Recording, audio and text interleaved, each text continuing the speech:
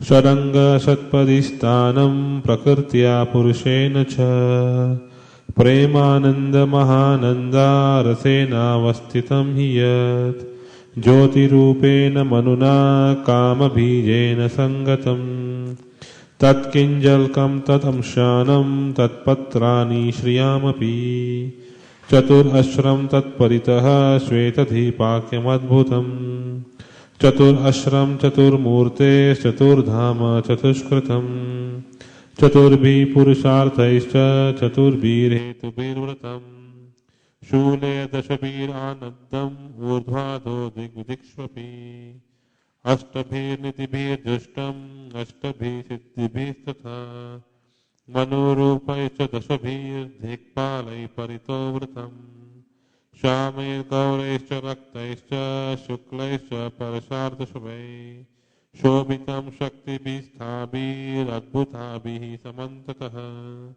एवं ज्योतिर्मयो देवा सदानन्द परात्पर आत्मा रामस्य तस्यास्ति प्रकृत्या न समागम मायाया राममानस्य न वियोगस्तया सह आत्मा न रमया रेमे त्यक्तकालं शिक्षया नियति सा रमा देवी तत्प्रिया तद्वशं तदा तल्लिंगं भगवान् शम्भुर्ज्योतिरूप सनातनः या योनिशा पराशक्ति कामोबीजं महद्धरे लिंगयोनि आत्मिका जाता इमा महेश्वरी प्रजा शक्तिमान पुरुषो सोऽयं लिंगरूपी महेश्वरः तस्मिन्नाविराबुलिंगे महाविष्णुर्जगत्पति सहस्रशीर्षा पुरुषा सहस्राक्षा सहस्रपात् सहस्रबाहुर्विश्वात्मा सहस्रांशा सहस्रशु नारायण स भगवान् आपस्तस्मात् सनातनात् आविराशीत् कारणार्णो निधि शंकर सनात्मकः योग निद्रां गतस्तस्मिन् सहस्रांशा स्वयं महान् तद्रोमबीरजालेषु बीजं शङ्करस्य हैमानि अन्दानि जातानि महाभूतावृतानि तु प्रतीयण्डमेवमेकांशादेकांशाद्विशति स्वयं सहस्रमूर्ध विश्वात्मा महाविष्णु सनातनः वामंगादसृजाद् विष्णुं दक्षिणांगात् प्रजापतिम् ज्योतिर्लिंगमयं शंभुं कूर्चदेशात् अवासृजत् अहंकारात्मकं विश्वं तस्मादेतत् विजायत अतः तैश्रीवितैर्वेषैर्लीलम् उद्वतः किल योगनिद्रा भगवती तस्य श्रीनिवसङ्गता शिक्षायं ततो नाभेस्तस्य पद्मं विनिर्ययो तन्नालं हेमनलिनं ब्रह्मणो लोकमद्भुतम् तत्त्वानि पूर्वरूढानि कारणानि परस्परम् समव्यायप्रयोगच्च विभिन्नानि पृथक् पृथक् चिच्चक्त्या सज्जमानोत भगवानादिपुरुषः योजयन्मायया देवो योगनिद्रामकल्पयत् योजयित्वा तु तानि एव प्रविवेश स्वयं गुहां प्रविष्टे तस्मिंस्तु जीवात्मा प्रतिबुध्यते स नित्यो नित्यसम्बन्ध प्रकृतिश्च परैवशा एवं सर्वात्मसम्बन्धं नाभ्यं पद्मं हरेरभूत् तत्र ब्रह्मा भवद्भूया चतुर्वेदी चतुर्मुख संजातो भगवच्चक्त्या तत्कालं कीलचोदिता तितृक्षायां मतिं चक्रे पूर्वसंस्कार संस्कृता ददर्श केवलं ध्वान्तं नान्यत् किमपि सर्वतः उवाचा पुरतस्तस्मै तस्य दिव्य सरस्वती कामकृष्णाय गोविन्द हे गोपीजन इति अपि वल्लभाया प्रिया वहनेर्मन्त्रं ते दाशयति प्रियम् तपस्त्वं तप एतेन तव सिद्धिर्भविष्यति अत ते पेश सुचिरं प्रीणन् गोविन्दमव्ययम् श्वेत्वाद्वीपपतिं कृष्णं गोलोकस्थं परात्परम् प्रकृत्या गुणरूपिण्या पर्युपासितम् सहस्रदलसम्पन्ने कोटिकिञ्जल्कभ्रमिते भूमिश्चिन्तामणिस्तत्र कर्णिकारे महासने समासीनं चिदानन्दं ज्योतिरूपं सनातनम् शब्दब्रह्ममयं वेणुं वादयन्तं मुखाम्बुजे विलासिनी गणावृतं स्वेष्वैरंशैरभिष्टुतम् अथ वेणुनिनादस्य त्रयीमूर्तिमयी गति स्फुरन्ति प्रविवेशाशु मुखाब्जानि स्वयंभुवः गायत्रीं गायतास्तस्मादधिगत्या सरोजज संस्कृतश्चादिगुरुणा द्विजितामगमत्ततः तया प्रबुद्धो अथा विधिर्विज्ञाता तत्त्वसागर तुष्टाववेदसारेण स्तोत्रेण केशवम् चिन्तामणि प्रकरसद्मशुकल्पवृक्ष लक्षाव्रतेषु सुरभिरभिपालयन्तम् लक्ष्मीसहस्रशतसम्भ्रमसेव्यमानम् गोविन्दमादिपुरुषं तमहं भजामि वेणुं कनन्तमरविन्ददलायताक्षं बर्हावटां शमसिताम्बुधसुन्दरङ्गम् कन्दर्पकोटिकमनीयविशेषशोभम् गोविन्दमादिपुरुषं तमहं भजामि आलोलचन्द्रकलसत्वनमाल्यवंशी रत्नाङ्गदं प्रणयकेलिकलाविलासं श्यामं त्रिभङ्गललितं नियतप्रकाशं गोविन्दमादिपुरुषं तमहं भजामि अङ्गानि यस्य सकलेन्द्रियवृत्तिमन्ति पश्यन्ति पान्ति कलयन्ति चिरं जगन्ति आनन्दचिन्मयसदुज्ज्वलविग्रहस्य गोविन्दमादिपुरुषं तमहं भजामि अद्वैतमच्युतमनादिमनन्तरूपम् आद्यं पुराणपुरुषं नवयौवनं च वेदेषु दुर्लभमदुर्लभमात्मभक्तौ गोविन्दमादिपुरुषं तमहं भजामि पन्तास्तु कोटिशतवत्सरसम्प्रगम्य वायोरतापि मनसो मुनिपुङ्गवानां सोऽप्यस्ति यस्ति यत्प्रपदसिम्नि अविचिन्त्य तत्त्वे गोविन्दमादिपुरुषं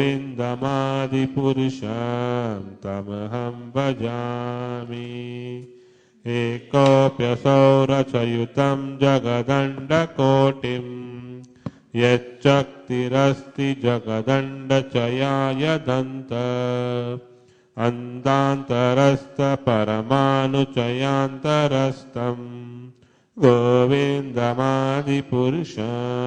तमहं भजामि यद्भावभावितधियो मनुजस्तथैव सम्प्राप्य रूपमहिमाशनयानभूषा शुक्तेर्यमेव निगमा प्रतितैस्तुवन्ति गोविन्दमादिपुरुषं तमहं भजामि आनन्दचिन्मयरसा प्रतिभातिपाभिस्तावीर्य एव निजरूपतया कलाभिः गोलोक एव निवसत्तखिलात्मभूतो गोविन्दमादिपुरुषं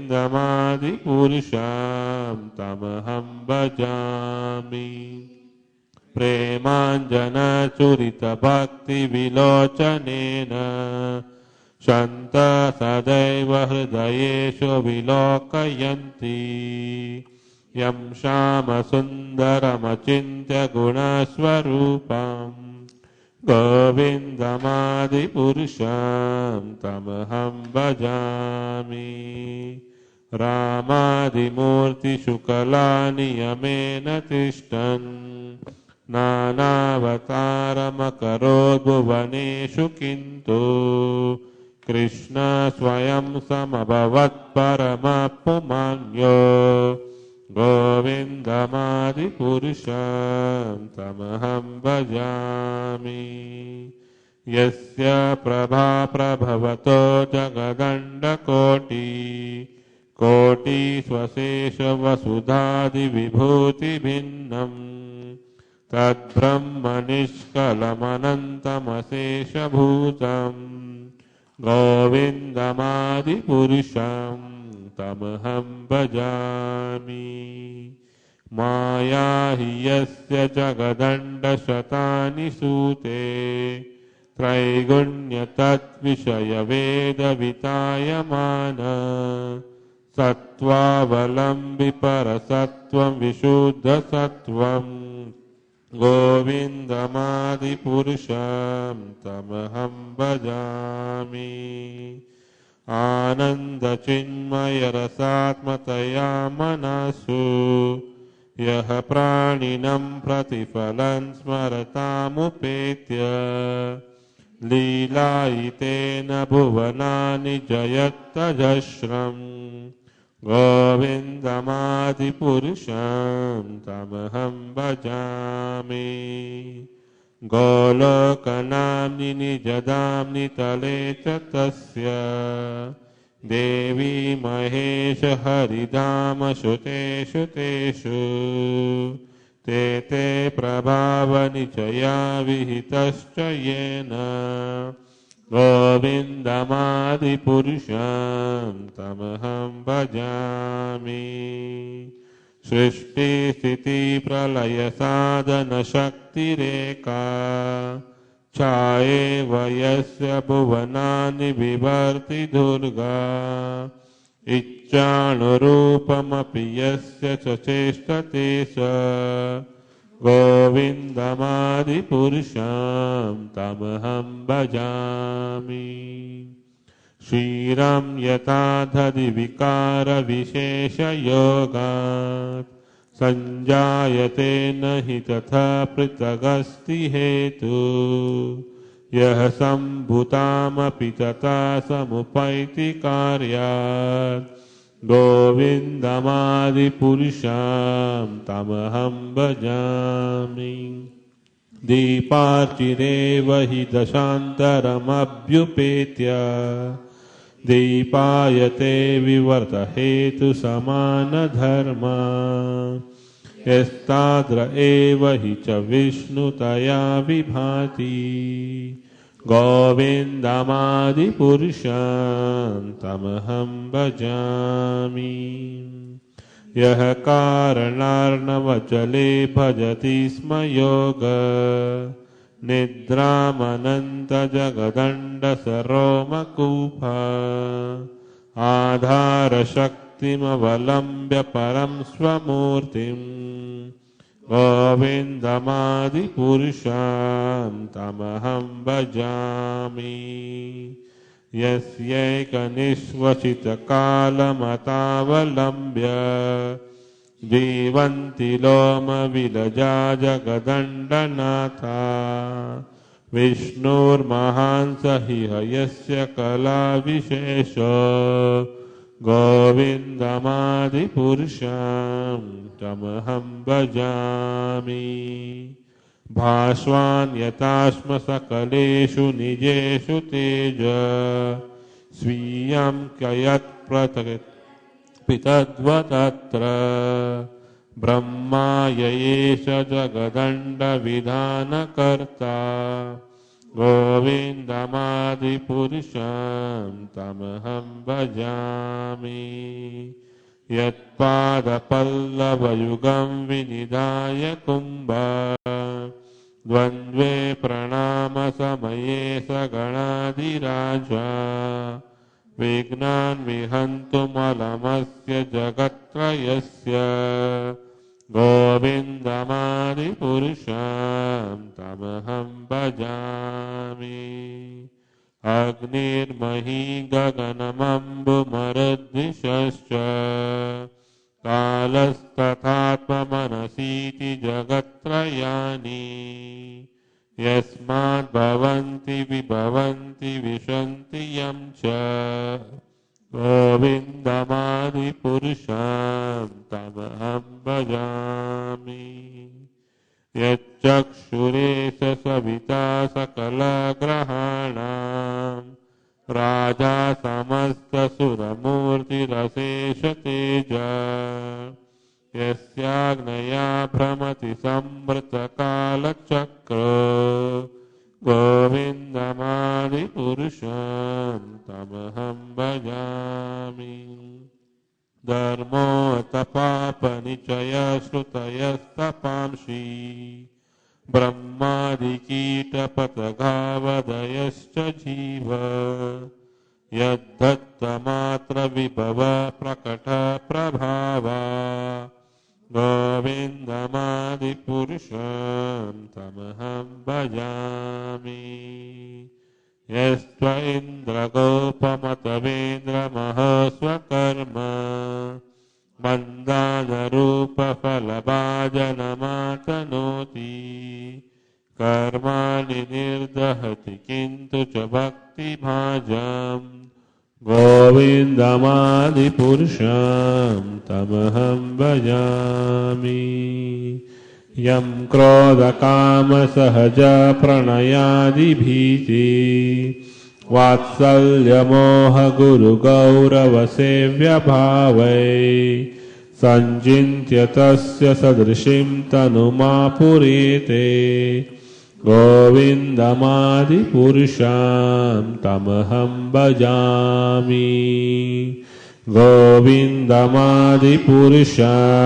तमहं भजामि। श्रिया कान्ता कान्ता परमपुरुषा कल्पतरवो द्रुमा भूमिश्चिन्तामणि गणमयी तोयम् अमृतम् कथागानं नाट्यं गमनम् अपि वंशी प्रियसखी चिदानन्दं ज्योति परमपि तत् आस्वाध्ययम् अपि च स यत्र क्षीराब्धिस्रवति सुरभिव्याश्च सुमहान् निमेषार्धाख्यो वा व्रजति नहि यत्रापि समय भजे श्वेत्वदीपं तमहं इह गोलोकमिति यं विदन्तस्ते शन्तशिति विरलचारकतिपये अतो वाचा महाविष्णुर्भगवन्तं प्रजापतिं ब्रह्मन्महत्त्वविज्ञाने प्रजासर्गे च चेन्मति पञ्चश्लोकीमिमां विद्यां वत्सधत्तं निबोध मे प्रबुद्धे ज्ञानभक्तिभ्यामात्मनि आनन्दचिन्मयी उदेति अनुत्तमा भक्तिर्भगवत्प्रेमलक्षण प्रमाणैस्तसदाचारैस्तदभ्यासैर्निरन्तरम् बोधयन्नात्मनात्मानं भक्तिमपि उत्तमं लभेत् यस्या श्रेयस्करं नास्ति यया निवृत्तिमाप्नुयात् या साधयति मामेव भक्तिं तामेव स्वाधयेत् धर्मानन्यान् परित्यज्य मामेकं भज विश्वसन् यादृशी श्रद्धा सिद्धिर्भवति तादृशी कुर्वन्निरन्तरं कर्म लोकोऽयमनुवर्तते तेनैव कर्मणा ध्यायान् मां परां भक्तिमिच्छति अहं हि यश्वस्य चराचरस्य बीजं प्रदानं प्रकृतिपुमांश्च मया हितं तेजैदं बिभर्षि विदेहि त्वमतो जगन्ति ईश्वर परमा कृष्ण सच्चिदानंद विग्रह अनादिरादिर्गोविन्द सर्वकारणकारणम् इति श्रीब्रह्मसंहिता सम्पूर्णं हरि ओम्।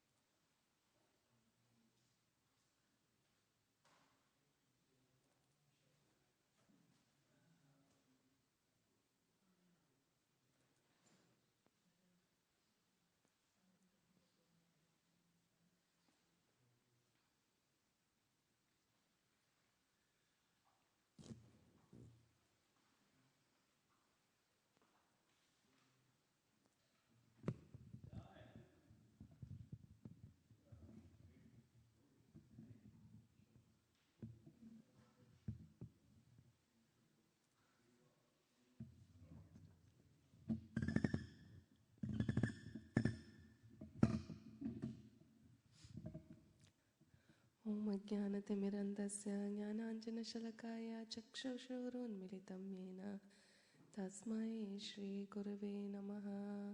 नमः ॐ विष्णुपादाय कृष्णप्रेष्ठाय भूतले श्रीमते भक्तिवेदान्त स्वामीति नामिने। नमस्ते सरस्वतीदेवे गौरवाणी प्रचारिणे निर्विशेषशून्यवादी पाश्चात्यादेशतारिणे। जय श्री कृष्ण चैतन्य प्रभु नित्यानंद श्री अद्वैत गदाधरा श्रीवासादि गौर भक्तवृंद। हरे कृष्णा कृष्ण कृष्ण हरे हरे, हरे Ram Ram Ram Hare Hare. That's it. So today, before we get into the topic of Maharaj Pruthu, let's read the translation of the Brahma Samhita prayers that just Hari Sankirtan Prabhu was reciting with other devotees.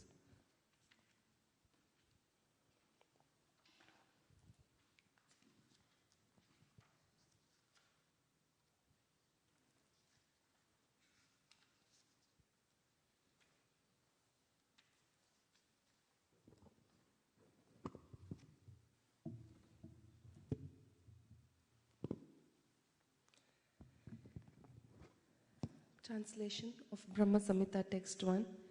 Krishna, who is known as Govinda, is the Supreme Godhead. He has an eternal blissful spiritual body. He is the origin of all. He has no other origin, and he is the prime cause of all causes. The spiritual place of transcendental pastimes of Krishna is portrayed in the second verse. The super excellent station of Krishna, which is known as Gokula, has thousands of petals and a corolla like that of a lotus sprouted from a part of his infinitary aspect, the whirl of the leaves being the actual abode of Krishna. The whirl of this transcendental lotus is the realm wherein dwells Krishna. It is a hexagonal figure, the abode of the indwelling, predominated and predominating aspect of the Absolute. Like a diamond, the central supporting figure of self-luminous Krishna stands as the transcendental source of all potencies. The holy name, consisting of 18 transcendental letters, is manifested in a hexagonal figure with six-fold divisions. The whirl of that eternal realm Gokula is the hexagonal abode of Krishna. Its petals are the abodes of gopis who are part and parcel of Krishna, to whom they are most lovingly devoted and are similar in essence. The petals shine beautifully like so many walls. The extended leaves of that lotus are the garden-like Dhamma, that is the spiritual abode of Sri Radhika, the most beloved of Krishna. The surrounding external plane of Gokula is described in this verse. There is a mysterious quadrangular place named Shvetwadvipa surrounding the outskirts of Gokula. Shvetwadvipa is divided into 4 parts on all sides. The abode of Vasudeva, Shankarshana, Pradyumna and Aniruddha are separately located in each of these 4 parts. These 4 divided abodes are enveloped by the 4-fold human requirements such as piety, wealth, passion and liberation, as also by the 4 Vedas, namely Rig, Sama, Yajur and Atharva, which deal with the mantra and which are the basis of achievement of the 4-fold mundane requirements. 10 tridents are fixed in the 10 directions, including the zenith and nadir.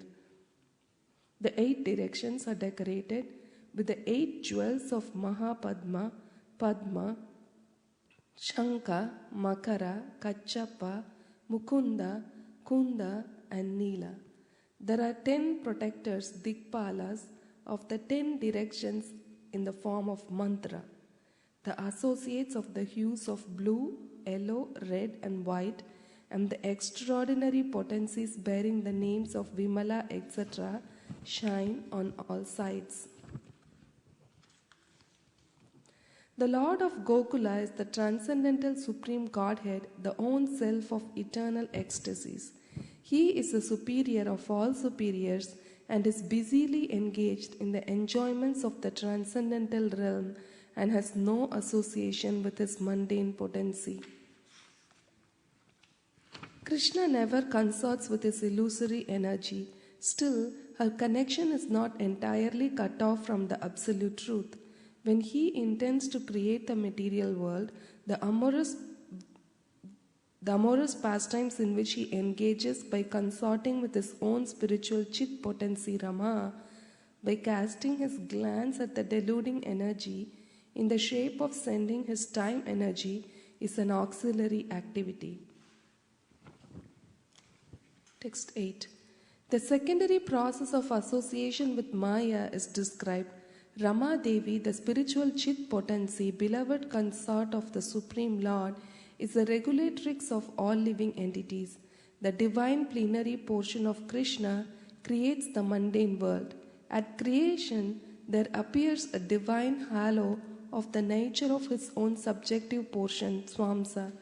This halo is divine Shambhu, the masculine symbol or manifested emblem of the Supreme Lord.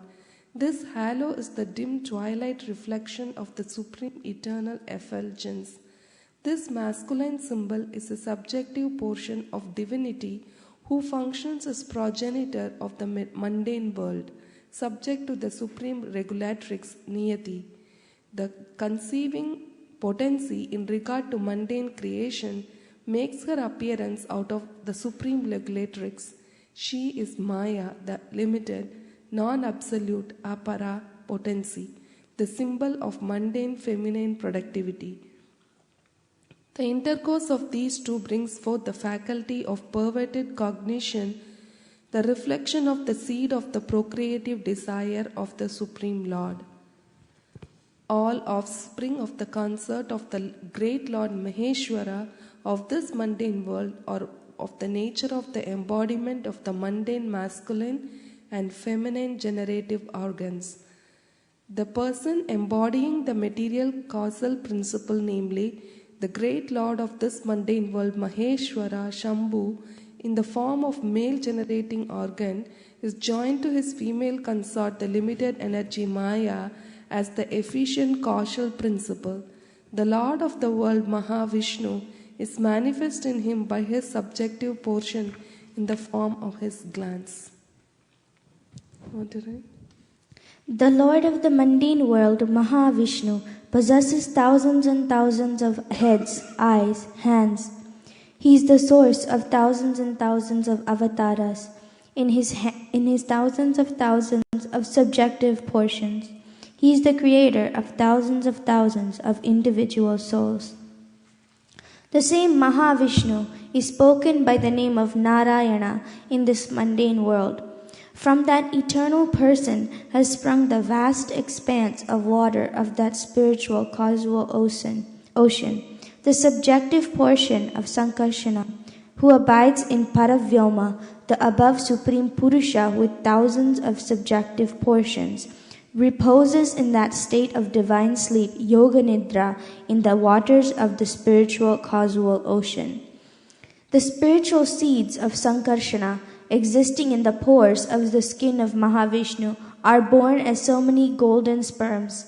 These sperms are covered with five great elements. The same Mahavishnu entered into each universe as his own separate subjective portion.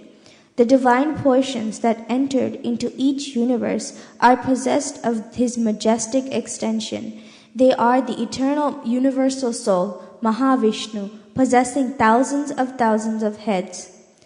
The same Mahavishnu created Vishnu from his left limb, Brahma, the first progenitor of beings, from his right limb, and from the space between his two eyebrows, Shambhu, the divine masculine manifested halo. The function of Shambhu in relation to Jivas is that this universe, enshrining the mundane egoistic principle, has originated from Shambhu. Thereupon, the same great personal Godhead, assuming the threefold forms of Vishnu, Prajapati, and Shambhu, entering into the material universe, plays the pastimes of preservation, creation, and destruction of this world. This pastime is contained in the material world. Hence, it being perverted, the Supreme Lord, identical with Mahavishnu, prefers to consort with the goddess Yoga Nidra, the constituent of his own spiritual chit potency, full of the ecstatic trance of transcendental bliss, appertaining to his own divine personality. When Vishnu, lying in the ocean of milk, wills to create this universe, a golden lotus springs from his navel pit. The golden lotus, with its stem, is the abode of Brahma, representing Brahmaloka or Satyaloka. Before their conglomeration, the primary elements in their nascent state remained originally separate entities. Non-application of the conglomerating process is the cause of their separate existence. Divine Mahavishnu, primal Godhead, through association with his own chit potency, moved Maya, and by the application of the conglomerating principle, created those different entities in their state of cooperation. And after that, he himself consorted with Yoga Nidra by way of his eternal dalliance with his spiritual chit potency. By conglomerating all those separate entities, he manifested the innumerable mundane universes and himself entered into the inmost recesses of every extended conglomerate, Virada Vigraha. At that time, those jivas who had lain dormant during the cataclysm were awakened. The same jiva is eternal and is for eternity and without a beginning joined to the Supreme Lord by the tie of an eternal kinship. He is transcendental spiritual potency. The divine lotus, which springs from the navel pit of Vishnu, is in every way related to the spiritual tie with all souls and is the origin of four-faced Brahma versed in the four Vedas. On coming out of the lotus, Brahma, being guided by the divine potency, turned his mind to the act of creation under the impulse of previous impressions, but he could see nothing but darkness in every direction. Then, goddess of learning, Saraswati, the divine consort of the Supreme Lord, and said thus to Brahma, who saw nothing but gloom in all directions, O Brahma, this mantra as follows, Klim Krishnaya Govindaya Gopichana Vallabhaya Swaha, will surely fulfill your heart's desire. O Brahma, do thou practice spiritual association by means of this mantra, then all your desires will be fulfilled. Brahma, being desirous of satisfying Govinda, practiced the cultural acts of Krishna in Goloka, Lord of Shvetadvipa, for a long time. His meditation ran thus: There exists a divine lotus of 1,000 petals, augmented by millions of filaments in the transcendental land of Goloka. On its whirl there exists a great divine throne on which is seated Sri Krishna, the form of eternal effulgence of transcendental bliss, playing on his divine flute, resonant with the divine sound with his lotus mouth.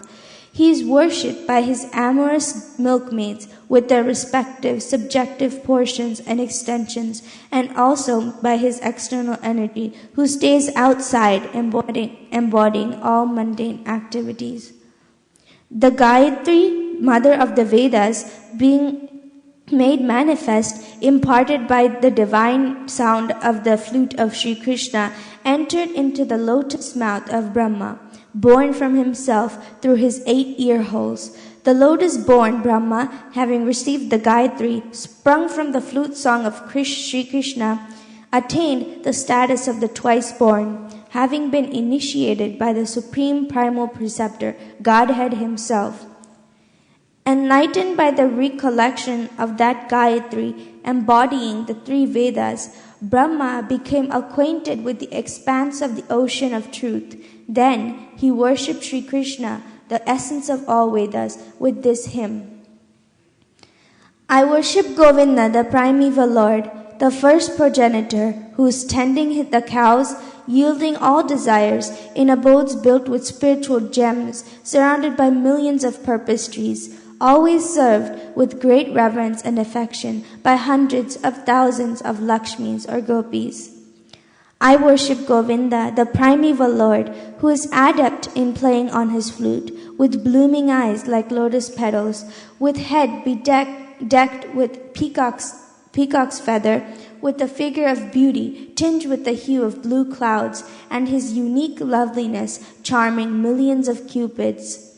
I worship Govinda, the primeval Lord, round whose neck is swinging a garland of flowers beautified with the moon locket, whose 2 hands are adorned with the flute and jeweled ornaments, who always revels in pastimes of love, whose graceful threefold bending form of Shyamasundara is eternally manifest. I worship Govinda, the primeval Lord, whose transcendental form is full of bliss, truth, substantiality, and is thus full of the most dazzling splendor. Each of the limbs of that transcendental figure possesses in himself the full-fledged functions of all the organs, and eternally sees, maintains, and manifests the infinite universes, both spiritual and mundane. I worship Govinda, the primeval Lord, who is inaccessible to the Vedas, but obtainable by pure unalloyed devotion of the soul, who is without a second, who is not subject to decay, is without a beginning, whose form is endless, who is the beginning and the eternal Purusha. He is a person possessing the beauty of a blooming youth. I worship Govinda, the primeval Lord, only the tip of the toe of whose lotus feet is approached by the yogis who aspire after the transcendental and betake themselves to pranayama, the drilling of the respiration, or by the jnanis who try to find out a non-differentiated Brahman by the process of elimination of the mundane, extending over thousands of millions of years. He is an undifferentiated entity, as there is no distinction between potency and the possessor thereof. In his work of creation of millions of worlds, his potency remains inseparable. All universes exist in him, and he is present in his fullness in every one of the atoms that are scattered throughout the universe, at one and at the same time. Such is the primeval Lord, whom I adore.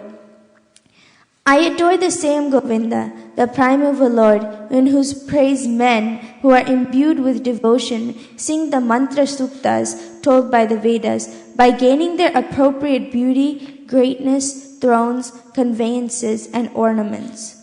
I worship the primeval Lord, residing in his own realm, Goloka, with Radha, resembling his own spiritual figure, the embodiment of the ecstatic potency possessed of the 64 artistic activities, in the company of her confidence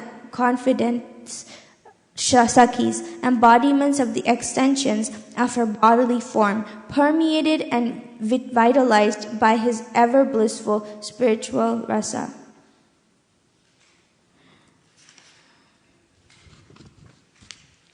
I worship Govinda, the primeval Lord, who is Shyamasundara, Krishna himself, with inconceivable, innumerable attributes, whom the pure devotees see in their heart of hearts with the eye of devotion, tinged with the salve of love. I worship Govinda, the primeval Lord, who has manifested himself personally as Krishna and the different avatars in the world, subjecting the forms of Rama, Nrsimha, Vamana, etc. as his subjective portions.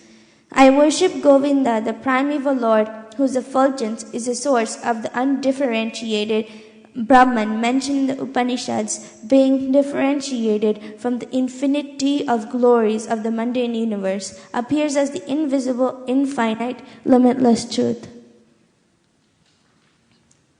I worship Govinda, the primeval Lord, who is the absolute substantiating principle, being the ultimate entity in the form of the support of all existence, whose external potency embodies the threefold mundane qualities as follows: sattva, rajas, and tamas, and diffuses the Vedic knowledge regarding the mundane world. I worship Govinda, the primeval Lord, whose glory ever triumphantly dominates the mundane world by the activity of his own pastimes, being reflected in the mind of recollecting souls as the transcendental entity of ever blissful cognitive rasa. Lowest of all is located Devi Dham, mundane world. Next above it is Mahesh Dham, abode of Mahesh. Above Mahesh Dham is placed Hari Dham, abode of Hari, and above them all is located Krishna's own realm named Goloka. I adore the primeval Lord Govinda, who has allotted their respective authorities to the rulers of those graded realms. The external potency, Maya, who is of the nature of the shadow of the Chit potency, is worshipped by all people as Durga, the creating, preserving, and destroying agency of this mundane world. I adore the primeval Lord Govinda, in accordance with whose will Durga conducts herself. Just as milk is transformed into the curd by the action of acids, but yet the effect of curd is neither the same as nor different from its cause, milk, so I adored the primeval Lord Govinda, of whom the state of Shambhu is transformation for the performance of the work of destruction. The light of one candle being communicated to other candles, although it burns separately in them, is the same in its quality. I adore the primeval Lord Govinda, who exhibits himself equally in the same mobile manner in his various manifestations.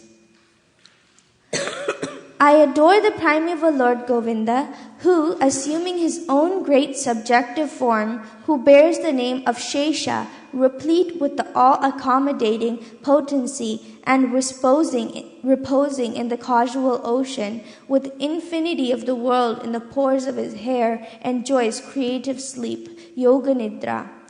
Brahma and other lords of the mundane worlds, appearing from the pores of hair of Mahavishnu, remain alive as long as the duration of one exhalation of the latter, Mahavishnu. I adore the primeval Lord Govinda, of whose subjective personality Mahavishnu is the portion of portion.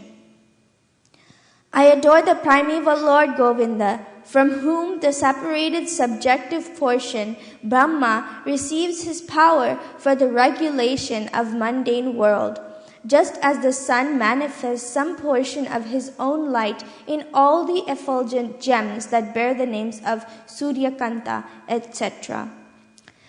I adore the primeval Lord Govinda, whose lotus feet are always held by Ganesha upon the pair of tumuli protruding from his elephant head in order to obtain power for his function of destroying all obstacles on the path of progress of the three worlds. The three worlds are composed of the 9 elements as follows: fire, earth, ether, water, air, direction, time, soul, and mind. I adore the primeval Lord Govinda, from whom they originate, in whom they exist, and into whom they enter at the time of the universal cataclysm. The sun, who is the king of all the planets, full of infinite effulgence, the image of the good soul, is as the eye of this world. I adore the primeval Govinda, in pursuance of whose order the sun performs his journey, mounting the wheel of time. I adore the primeval Lord Govinda, by whose conferred power are maintained and manifested potencies that are found to exist of all virtues, all vices, the Vedas, the penances, and all jivas, from Brahma to the meanest insect. I adore the primeval Lord Govinda, who burns up to their roots all fruitive activities of those who are imbued with devotion and impartially ordains for each the due enjoyment of the fruits of one's activities, of all those who walk in the path of work in accordance with the chain of their previously performed works, no less in the case of the tiny insect that bears the name of Indragopa than that of Indra, king of the Devas. I adore the primeval Lord Govinda, the meditators of whom, by meditating upon him under the sway of wrath, amorous passion, naturally friendly love, fear, parental affection, delusion, reverence, and willing service, attain to bodily forms befitting the nature of their contemplation. I worship that transcendental seat known as Shvetadvip, where, as loving consorts, the Lakshmis, in their unalloyed spiritual essence, practice the amorous service of the Supreme Lord Krishna as their only lover, where every tree is a transcendental purpose tree, where the soil is the purpose gem, all water is nectar, every word is a song, every gate is a dance, the flute is the favorite attendant, effulgence is full of transcendental bliss, and the supreme spiritual entities are all enjoyable and tasty, where numberless milk cows always emit transcendental oceans of milk, where there is external existence of transcendental time, who is ever present and without past or future, and hence is not a subject to the quality of passing away, even for the space of half a moment. That realm is known as Goloka only to very few self-realized souls in this world. On hearing these hymns containing the essence of the truth, the Supreme Lord Krishna said to Brahma, Brahma, if you experience the inclination to create offspring by being endowed with the real knowledge of the glory of Godhead, listen, my beloved, from me to this science set forth in the following 5 shlokas. When the pure spiritual experience is excited by means of cognition and service, bhakti, super excellent, unalloyed devotion, characterized by love for Godhead, is awakened towards Krishna, the beloved of all souls. The highest devotion is attained by slow degrees, by the method of constant endeavor for self-realization, with the help of scriptural evidence, theistic conduct, and perseverance in practice. These preliminary practices of devotion, sadhana bhakti, are conducive to the realization of loving devotion. Loving devotion, than whom there is no superior well-being, who goes hand in hand with the attainment of the exclusive state of supreme bliss, and who can lead to himself. Abandoning all meritorious performances, serve me with faith. The realization will correspond to the nature of one's faith. The people of the world act ceaselessly in pursuance of some ideal by meditating on me by means of those deeds, and one will obtain devotion characterized by love in the shape of the supreme service. Listen, O Vidhi, I am the seed, the fundamental principle of this world, of animate and inanimate objects. I am Pradhana, the substance of matter. I am Prakriti, the material cause, and I am Purusha, efficient cause. This fiery energy that belongs specially to the Brahman, that inheres in you, that has also been conferred by me. It is by bearing this fiery energy that you regulate this phenomenal world of animate and inanimate objects. That's it.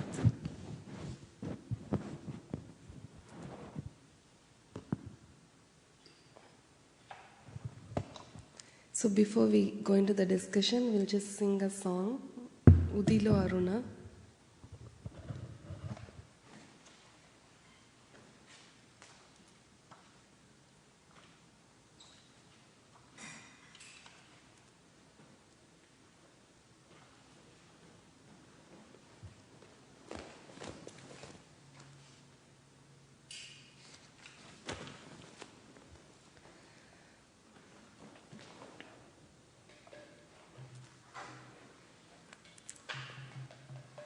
Udilo Aruna Purababhage Dvijamani Gora Mani Jage Purababhage Dvijamani Gora Mani Bhakata Sammuha Lohiya Sate Kelana Garabraje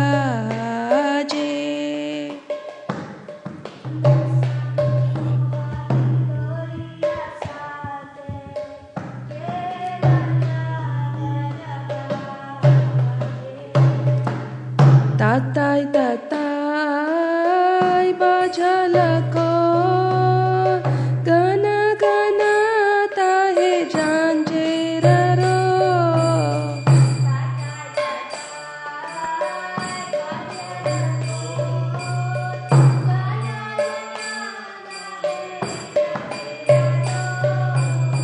Premi dala dala sonaranga Charanenu purabaje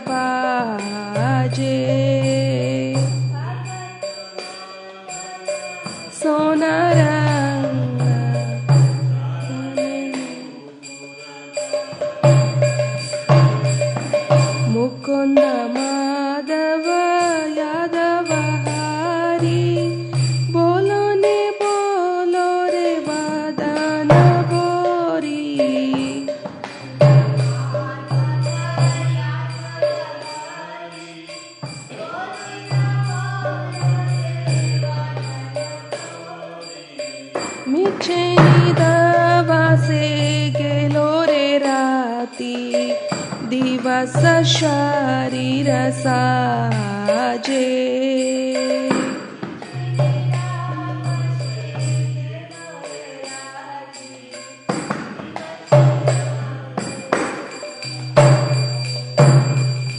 हे मन दुर्लभ मानव देहो पाइया की गोरो भावन के हो।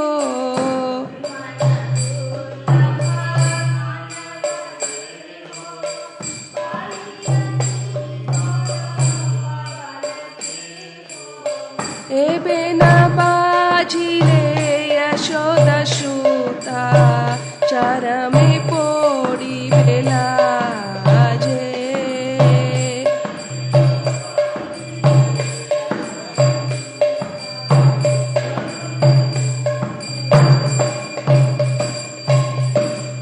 उदित तापन होइले अस्ता दिन गेलो बोली होइबे व्यस्ता।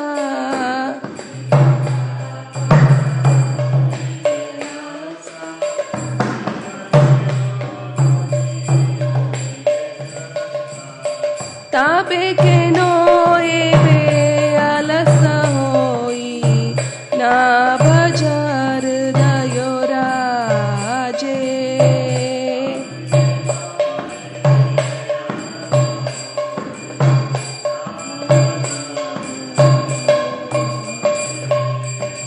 जीवन नित्य जन हसार ताहे नानाविध विपद भार।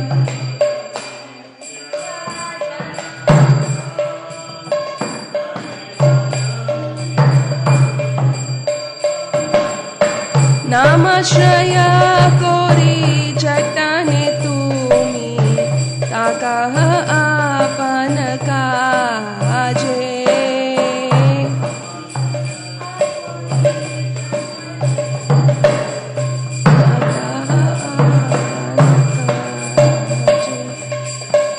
जीवेर कल्याण साधन काम जगते आशिये मधुर नाम।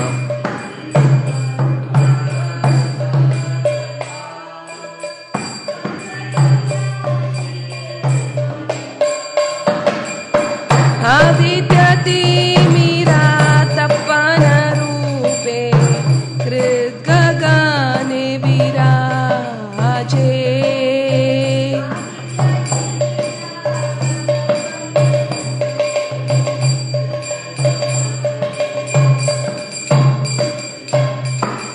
कृष्ण नाम सुधा कोरिया पान जुड़ो वो भक्ति विनोद प्राण।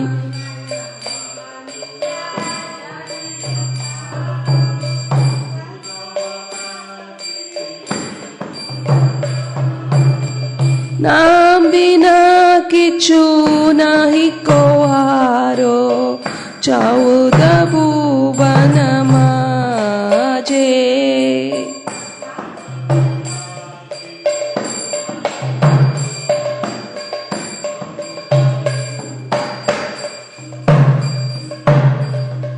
उदिलो अरुणा पूरब भागे द्विजमणि गोरा मणि जागे।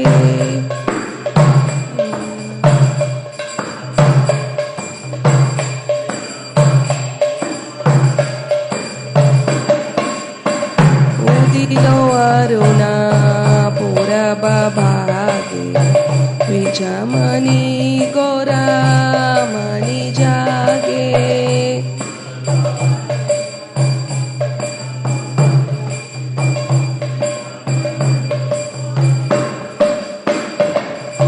जय गौरानिताय जय गौरानिताय जय गौरानिताय जय गौरानिताय निताय जय गौरानिताय गौरानिताय जय गौरानिताय जय जय Prabhupada.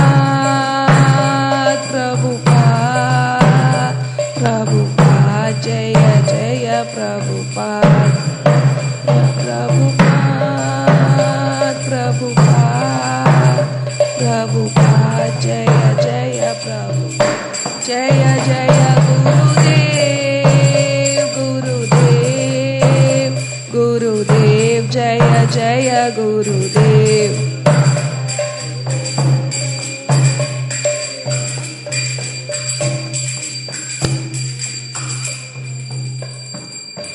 Nitai Gaura Premanande, Hari Hari Bol. Today is a very auspicious Ekadashi day, and we are very fortunate to have this opportunity to discuss about the glories of Maharaj Pruthu and also sing and dance in front of Shri Shri Radha Madan Mohan and Gaur Nitai. So before we enter into the topic, let's just offer our obeisances to the Acharyas by reciting the pranam prayers. This is in the song book.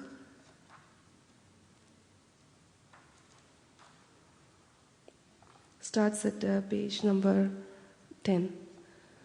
Om Ajnanatimirandasya Jnananjana Shalakaya Chakshushuronmilitam Yena Tasmai Shri Gurave Namaha. Shri Chaitanya Manobhishtam Stapitam Yena Bhutale Swayam Rupa Kadamayam Dati Swapadantikam Vandeham Shri Guru Shri Yuta Padakamalam Shri Gurun Vaishnavamscha Shri Rupam Sagrajatam Sahagana Raghunathanvitam Tam Sajivam Satvaitam Savadutam Parijana Sahitam Krishna Chaitanya Devam Shri Radha Krishna Padan Sahagana Lalita Shri Vishakhanvitamsha Nama Om Vishnu Padaya Krishna Prashtaya Bhutale Srimate Bhakti Vedanta Swami Iti Namine Namaste Saraswati Deve Gauravani Pracharine Nirvishesha Shunyavadi Paschatya Deshatarine Nama Om Vishnu Padaya Krishna Prashtaya Bhutale Srimate Bhakti Siddhanta Saraswati Iti Namine Shri Varshapana Videvi Dayitaya Kripaptaye Krishna Sambandha Vijnana Dayine Prabhave Namaha Madhuryojvala Premadya Shri Rupanuga Bhaktida Shri Gaura Karuna Shakti Vigrahaya Namostute Namaste Gauravani Shri Murtaye Dinatarine Rupanuga Virudapa Siddhanta Dvanta Harine Namo Gaura Kishoraya Shakshad Vairagya Murtaye Vipralambara Sambodhe Padambujayate Namaha Namo Bhakti Vinodaya Satchidananda Namine Gaura Shakti Swarupaya Rupanuga Varayate Gaura Virbhava Bhumeshwam Nirdeshta Sajjana Priya Vaishnava Sarvabhauma Shri Jagannatayate Namaha Vancha Kalpatarubhyascha Kripa Sindhubhya eva cha Patitanam Pavanebhyo Vaishnavebhyo Namo Namaha Namo Mahavadanyaya Krishna Prema Pradayate Krishnaya Krishna Chaitanya Namine Gaura Dvishe Namaha Namo Panchatattvatmakam Krishnam Bhaktarupa Swarupakam Bhaktavataram Bhaktakyam Namami Bhakta Shaktikam. He Krishna Karuna Sindhu Dinabandho Jagatpate Gopesha Gopika Kanta Radha Kanta Namostute. Jayatam Suratau Pangor Mamanda Mater Gati Matsarvasva Padambojo Shishi Radha Madana Mohanau Divyat Vrindaranya Kalpadrumadaha Srimad Ratnagara Simhasanastau Srimad Radha Srila Govinda Devo Prishtalibi Sevyamanau Smarami Shriman Rasarasarambi Vamsi Vata Tata Sitaha Karchan Venu Swanair Gopir Gopinata Shriyestunaha Tapta Kanchana Gaurangi Radhe Vrindavaneshwari Vrishabhanu Sute Devi Pranamami Hari Priye. Jaya Shri Krishna Chaitanya Prabhu Nityananda Shri Advaita Gadadara Shri Vasadi Gaura Bhakta Vrinda.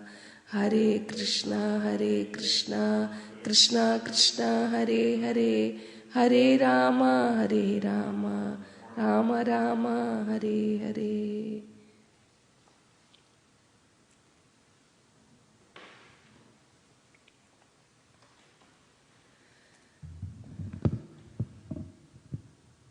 So last Wednesday, Vaisheshika Prabhu was talking about goal setting. So he was mentioning that there should be a purpose and goal for everything we do, and we should have a goal in our life. And it's very evident that even from simple examples in the world, suppose if somebody is just building a house without a plan or a goal, it doesn't work. Suppose if anybody is collecting the stone, and if you just go and ask, what are you doing? And if they say, I don't know, then people will just take him to a safe place because he doesn't know what he's doing. So like that, even when we come and do simple activities in Krishna consciousness, we should have what is the purpose of doing those activities.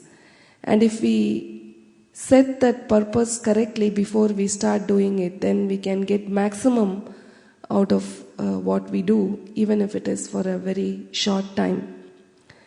So because today is Ekadashi, and let's see what is the purpose of Ekadashi according to Prabhupada before we read on the activities of Pruthu Maharaj.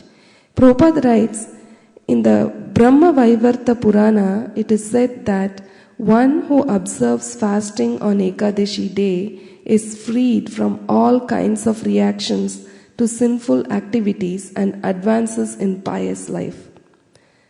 The basic principle is not just to fast, but to increase one's faith and love for Govinda or Krishna.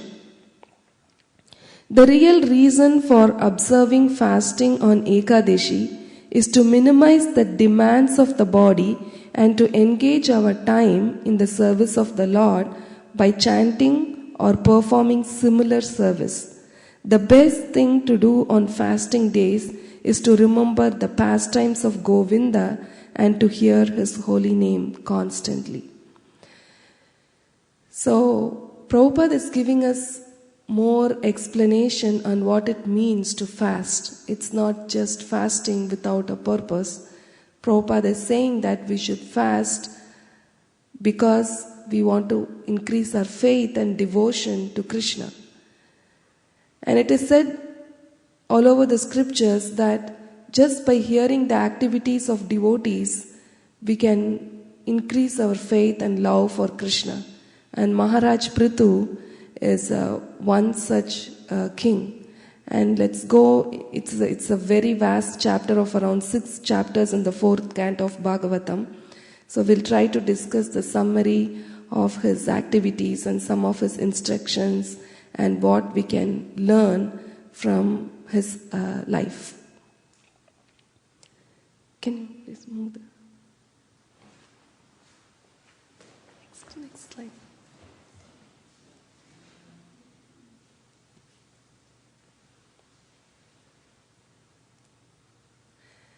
So this is the Bhagavatam family tree, and it's very small. I don't think we can zoom. But the main point is Maharaj Pruthu comes in the line of Dhruva. So Dhruva Maharaj had two sons, Utkala and another son. But one of his sons was very devoted to Krishna, and he was acting like a Mahabhagavat. So he was not put in the throne. So Vatsara, the other son of Dhruva, was put on the throne. And 5 generations after Vatsara was born a king named Anga. And Anga didn't have any son, and he was very morose.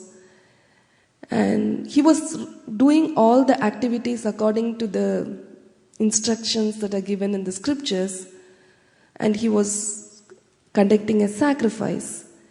And in that sacrifice, the demigods did not appear, because in those days, the demigods appear in front of the performer of the yajna. So the sages went to Anga and said that all the arrangements are proper, but the demigods don't appear, we don't see any fault. And then one of the sages said that then Anga will be very morose, and he asked what happened, why didn't the demigods appear? And the sages will say that, did I commit any sin? Anga was asking, and then the sages said, no, you didn't commit any sin in this life, but you had committed sin in your previous life. So you have to do another yajna called Putra Kameshji. So he did that yajna, and from that sacrifice came a divine form with the sweet rice in hand, and it was given to the wife of Anga, Sunita, and she gave birth to a king called Vena. And from Vena came Pruthu and Archie together.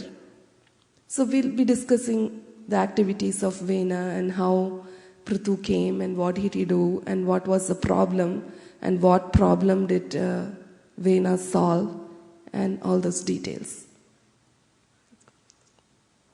So let's move on to the next slide.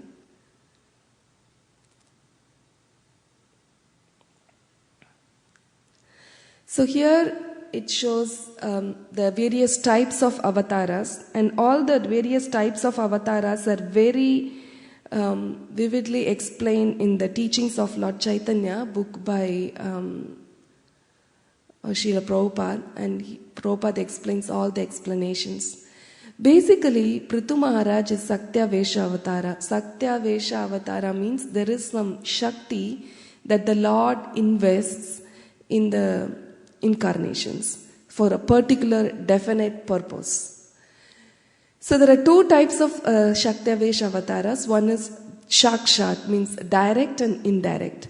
Direct means the Lord Himself appears with this very specific potency and to achieve a very specific goal. And sometimes the Saktavesha avatars are also Jiva Tattvas, but they are invested with the power to do accomplish divine goals in this material world or in this universe. So for example, if we see Shesha and Ananta, they are it's the Shakshat form of the Lord with the potency to hold all the planetary systems and to render unlimited service to Krishna. But if we see the indirect incarnations, the Kumaras, they have the specific potency of the knowledge potency of the Lord. Narada, the devotion potency of the Lord. And Parasurama is the ability to establish the Dharma. Like that, Pruthu Maharaj came here to establish and give protection to the citizens and rule over and maintain the earth. So let's go to the next slide.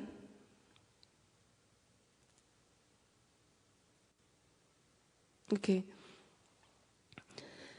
So we talked about King Vena, right? King Vena was born from yajna. The devotees performed the yajna, and the yajna was perfect, and the payasam came, and then Vena was born to King Anga. But unfortunately, Vena was very cruel. Means he was so cruel that he will be playing with his classmates, and in a play he will kill his friends as if they are sacrificial animals. And all the citizens used to run away from Vena. Just by seeing him, they were like terrorized because of his activities. So Anga was very, very painful, like, why is my son doing it? And it is said that sometimes Krishna arranges some activities or some persons in a devotee's life so that the person can take to Krishna consciousness very seriously. So by seeing the activities of Vena, King Anga tried his best to control his son, teaching him good lessons, but it was impossible.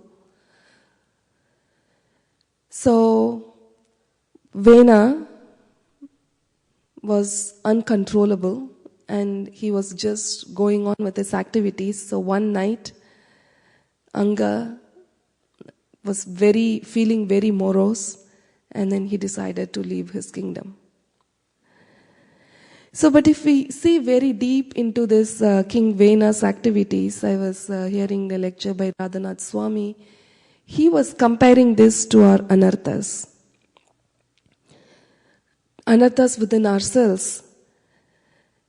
So what, if we go deeper into us, like all the activities that Anga committed, we may not commit, but the tendencies are still there.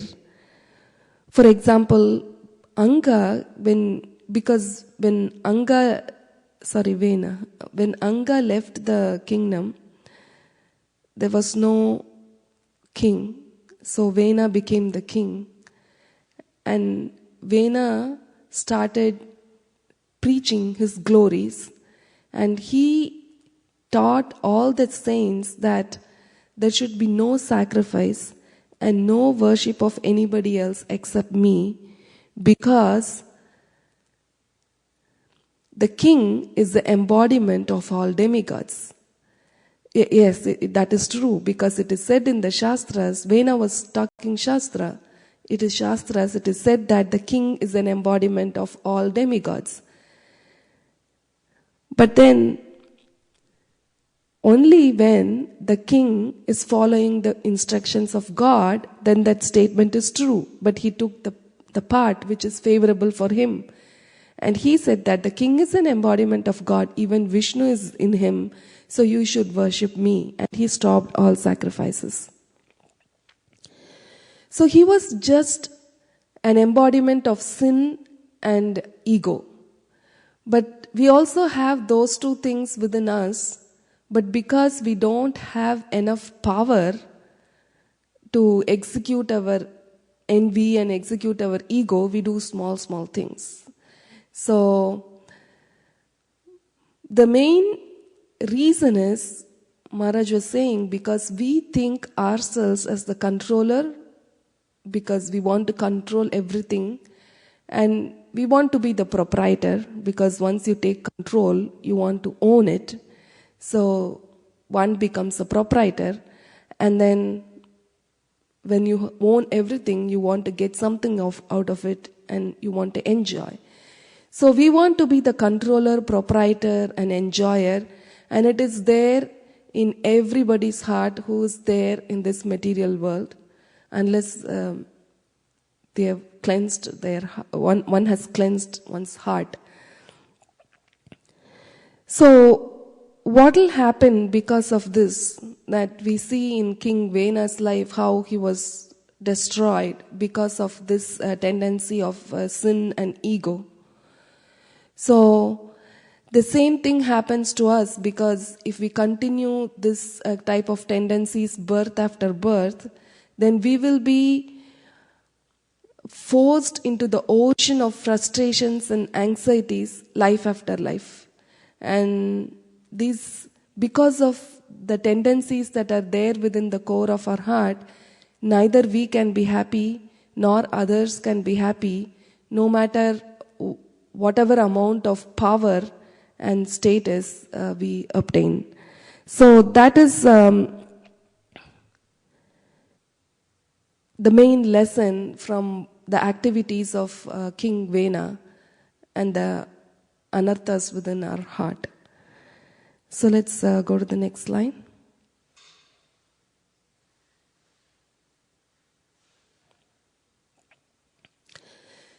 So how did the kings kill the king? So what they did was, nobody was able to control Vena. So when nobody is able to control, that's where the spiritual masters and the brahmanas come into play. Because nobody can provide us protection except God, because the God comes into our lives when there is calamities. Because so if you see there, King Vena was committing the atrocities of King Vena was intolerable.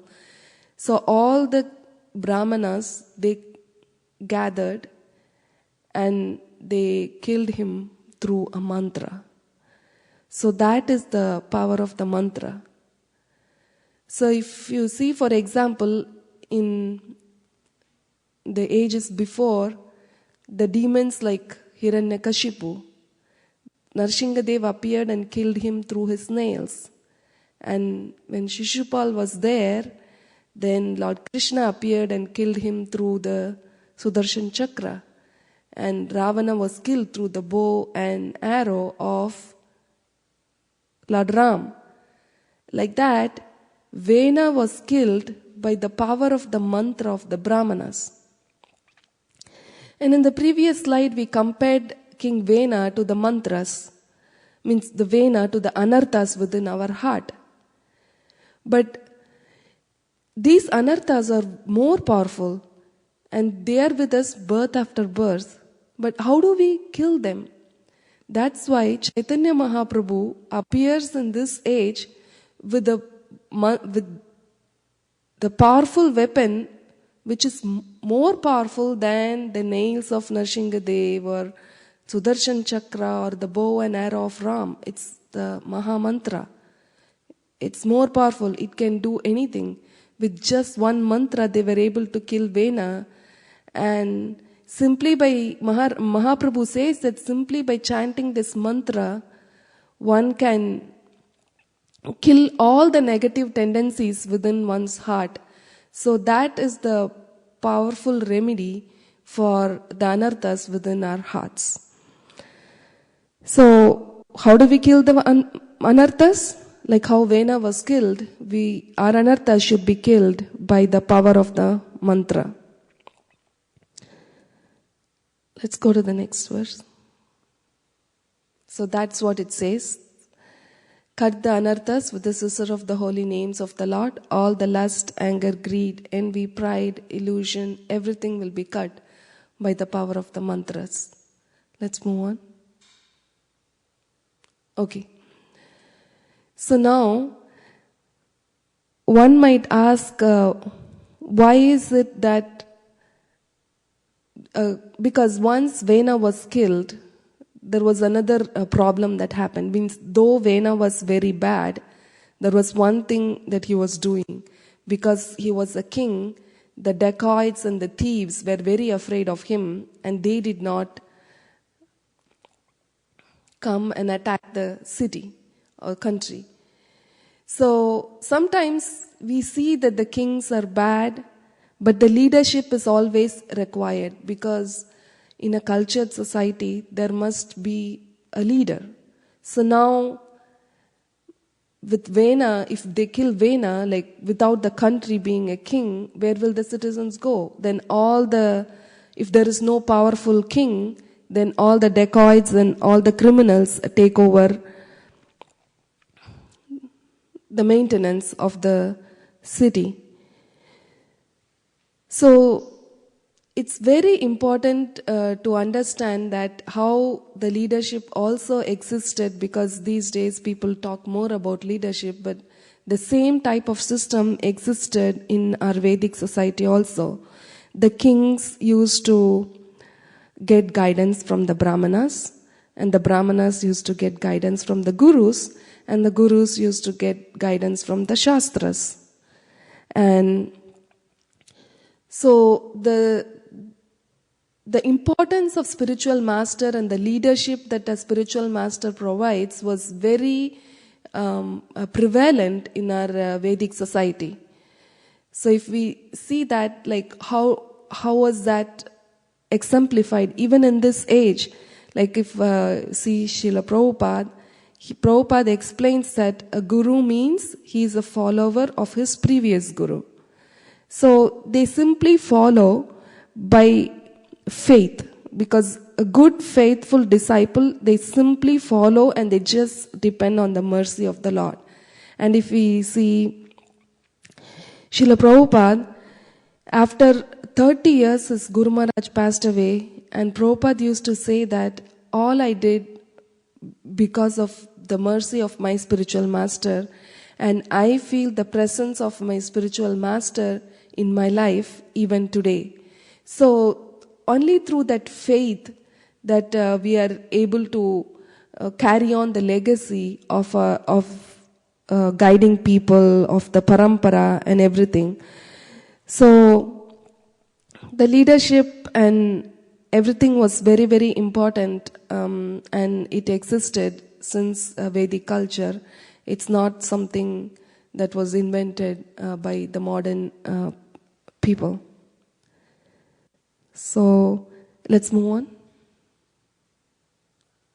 Okay. So here comes the main thing, because we discussed about how leadership is very much essential. So the Brahmanas, when Vena was killed, they wanted to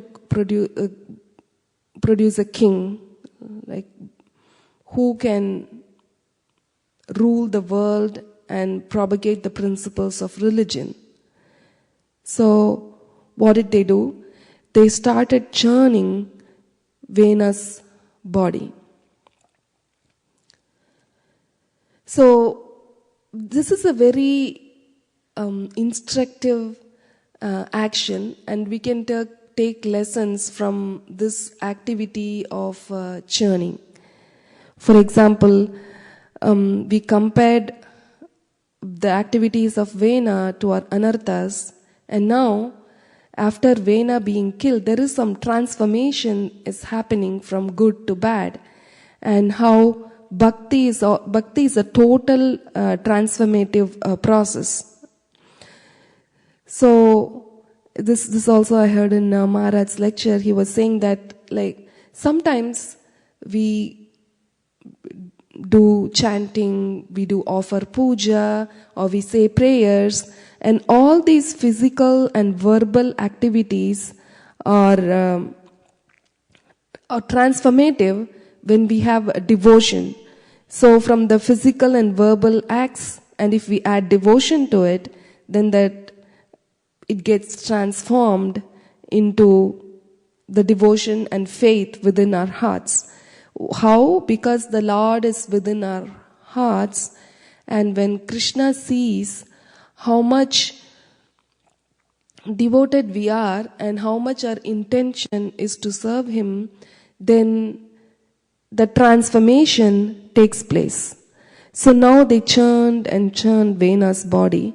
First came out all sins, and that the person who personified that was called Nishada, and from him comes a race, and they commit all sinful activities. And then came Pruthu and Archie. There is a good saying in the Western world. They say that the phoenix emerges from the ashes, like how the bird, like after 40 years, it went into the fire and then rejuvenates and comes out. Similarly, the most sinful, darkest conditions in our lives can produce a good outcome if we really take shelter of the mantras and be humble and tolerant to learn from that situation. So we also see that all the incarnations takes place in the darkest times. Krishna himself says in Bhagavad Gita, Paritranaya sadhunam vinashaya chadushkritam dharma samsthapanarthaya sambhavami yuge yuge. So this, it's not that it happens only during various ages, but at any time when we are in difficulty, if we churn our hearts and try to tolerate and learn lessons, then initially it may appear that it's very painful, or this process is not for me, and I started chanting, more bad things happened to me, and we may stop.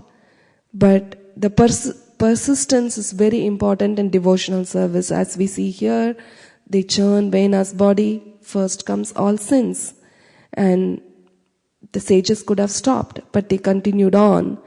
So like that, the situations may be dark in our lives, but we should still move on and try to learn from the situations. Because Srila Prabhupada also, his own life, Prabhupada underwent like so many difficulties, but he focused on the higher principles of his Guru Maharaj's instructions, and he transformed himself and also the world because he was very humble.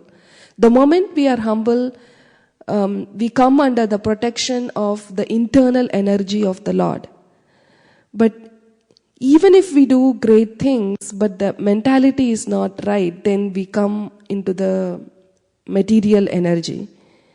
So instead of being proud, like if we try to, or dejected or depressed, if we try to learn from situations, and we can, if we churn our hearts, even in the most difficult times by chanting the Hare Krishna Maha Mantra, then the light of, the brightest light can come from those darkest situations.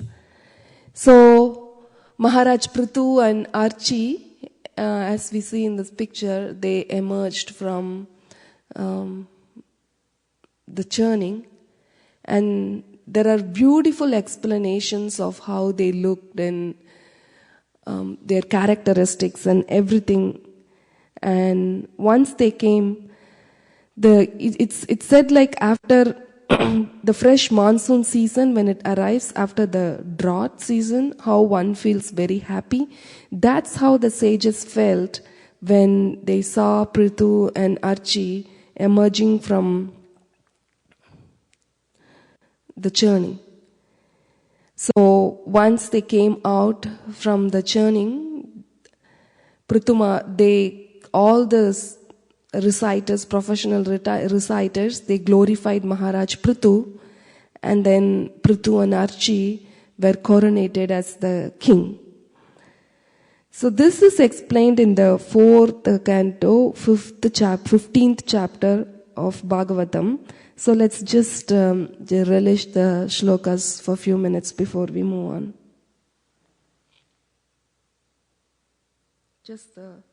We'll just read the purports.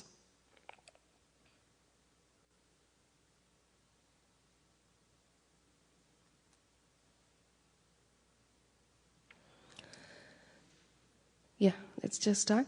The great sage Maitreya continued, "My dear Vidura, thus the Brahmanas and the great sages again churned the two arms of King Vena's body, As a result, a male and a female couple came out of his arms.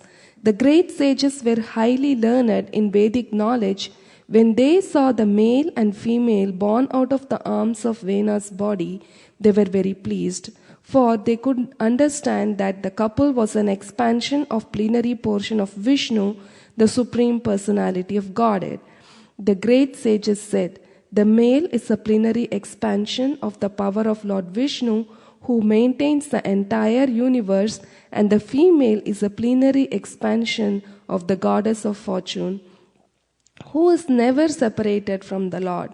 Of the two, the male will be able to expand his reputation throughout the world, and his name will be Pruthu. Indeed, he will be the first among kings.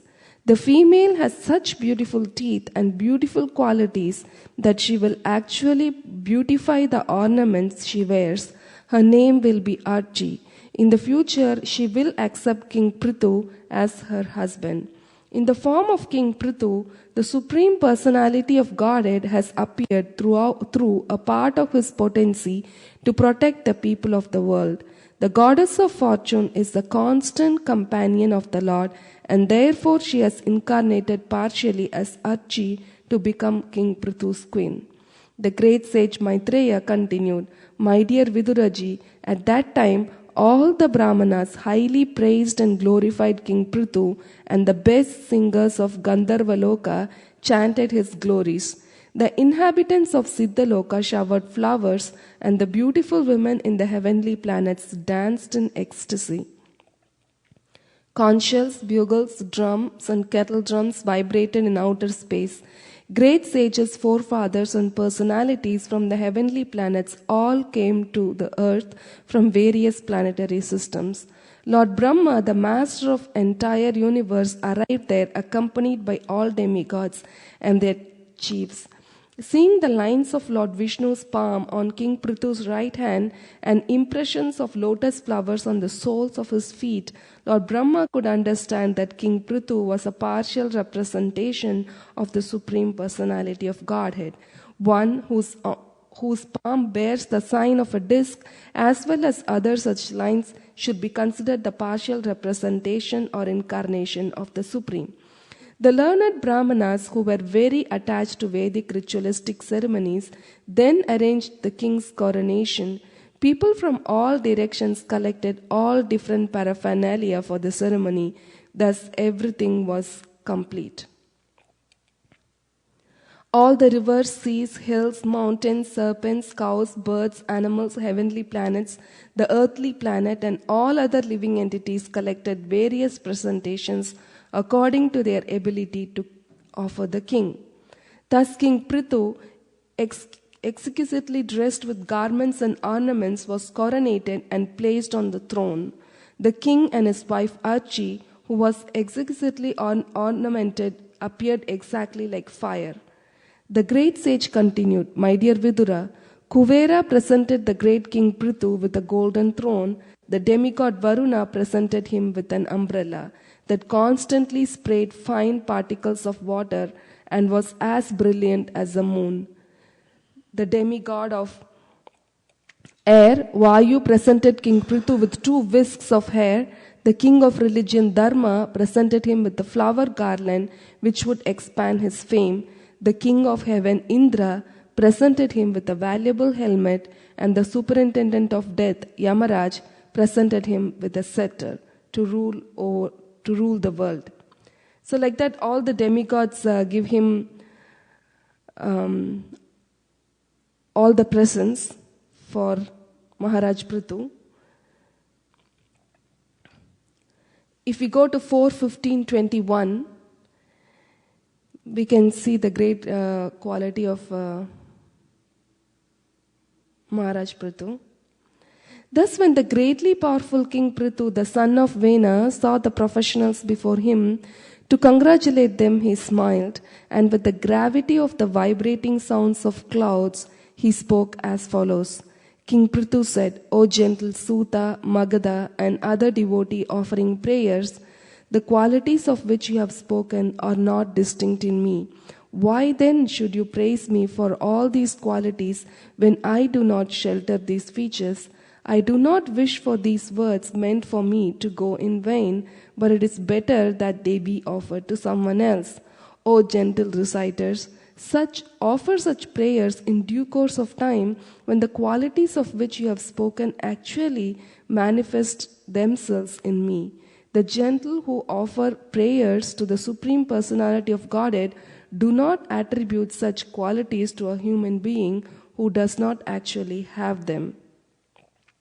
How could an intelligent man, competent enough to possess such exalted qualities, allow his followers to praise him if he did not actually have them? Praising a man by saying that if he were educated, he might have become a great scholar or great personality is nothing but a process of cheating. A foolish person who agrees to accept such praise does not know that such words simply insult him. As a person with a sense of honor and magnanimity does not like to hear about his abominable actions, a person who is very famous and powerful does not like to hear himself praised. King Pruthu continued, My dear devotees, headed by the sutta, just now I am not very famous for my personal activities because I have not done anything praiseworthy you could glorify. Therefore, how could I engage you in praising my activities exactly like children?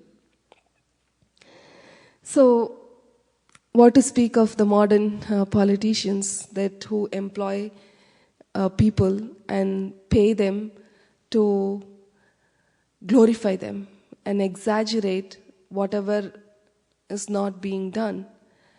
So Pruthu Maharaj is first exemplifying that quality of humility, that one should not just do activities for praise or just look for praise when they have not done any activity. So Pruthu Maharaj is setting his example. So what happens in the next chapter is the professional reciters will be very happy and they will be moved, and by Pruthu Maharaja's humility, it touches their heart and they start glorifying Pruthu Maharaj. It's almost, they will predict all the qualities and the activities of Pruthu, exactly how Maharaj Yudhishthir employed the priests to do the horoscope of Maharaj Pruthu, and the priests were able to tell all the activities of Maharaj Parikshit, even up to the point of how he will die. So like that, these professional reciters glorify Maharaj Pruthu, and in that glorification they talk about all the activities that Pruthu will perform in due course of his life. So after this, what happens is Maharaj Pruthu, at that time all the citizens will come to Maharaj Pruthu as soon as he became the king, and they will come and tell him that we don't have anything because we are starving out of poverty. So please somehow or other make some arrangement and please feed us. And then King Pruthu will not take action immediately. He will contemplate on the topic and he will try to come to a conclusion that the earth is not producing what it is supposed to produce. So what he will do is he will mount the arrow in the bow, and then he will aim at the earth, and then the earth will take the form of a cow, and then he will chase the earth, and then the earth will become fearful. And there are very nice conversations about how earth says that it's because of all the rulers who exploit her. She doesn't give out all the seeds and the jewels and the treasures that she has. And then Maharaj Pruthu will chastise earth, saying that she takes the share in the offerings, but if she should produce, because the demigods are obligated to provide what they are supposed to provide. Because if Indra comes and he takes the share of the offering that one does in the sacrifice, he must give rain, otherwise he'll be punished. So, but Pruthu Maharaj had so much power that he could even challenge the demigods if they don't do their service. So, and then earth gives some instructions to Pruthu Maharaj to level her. And actually Pruthu Maharaj is the one like who laid the roads and like modern urbanization concepts. In one sense, we can say that like they leveled the earth, he created fields, he extracted a lot of things out of the earth planet and made the most use of the planet. And he also, along with Maharaj Pruthu, the other devotees from all other planetary systems, the demigods, they also got so much mercy from the earth, because the earth said that you bring a calf and a milkman and then you can milk whatever you want from the earth. So this is a very important instructions, because people might think that was it that just a story, or did it really happen that earth took the form of a cow and somebody milked it? It really doesn't.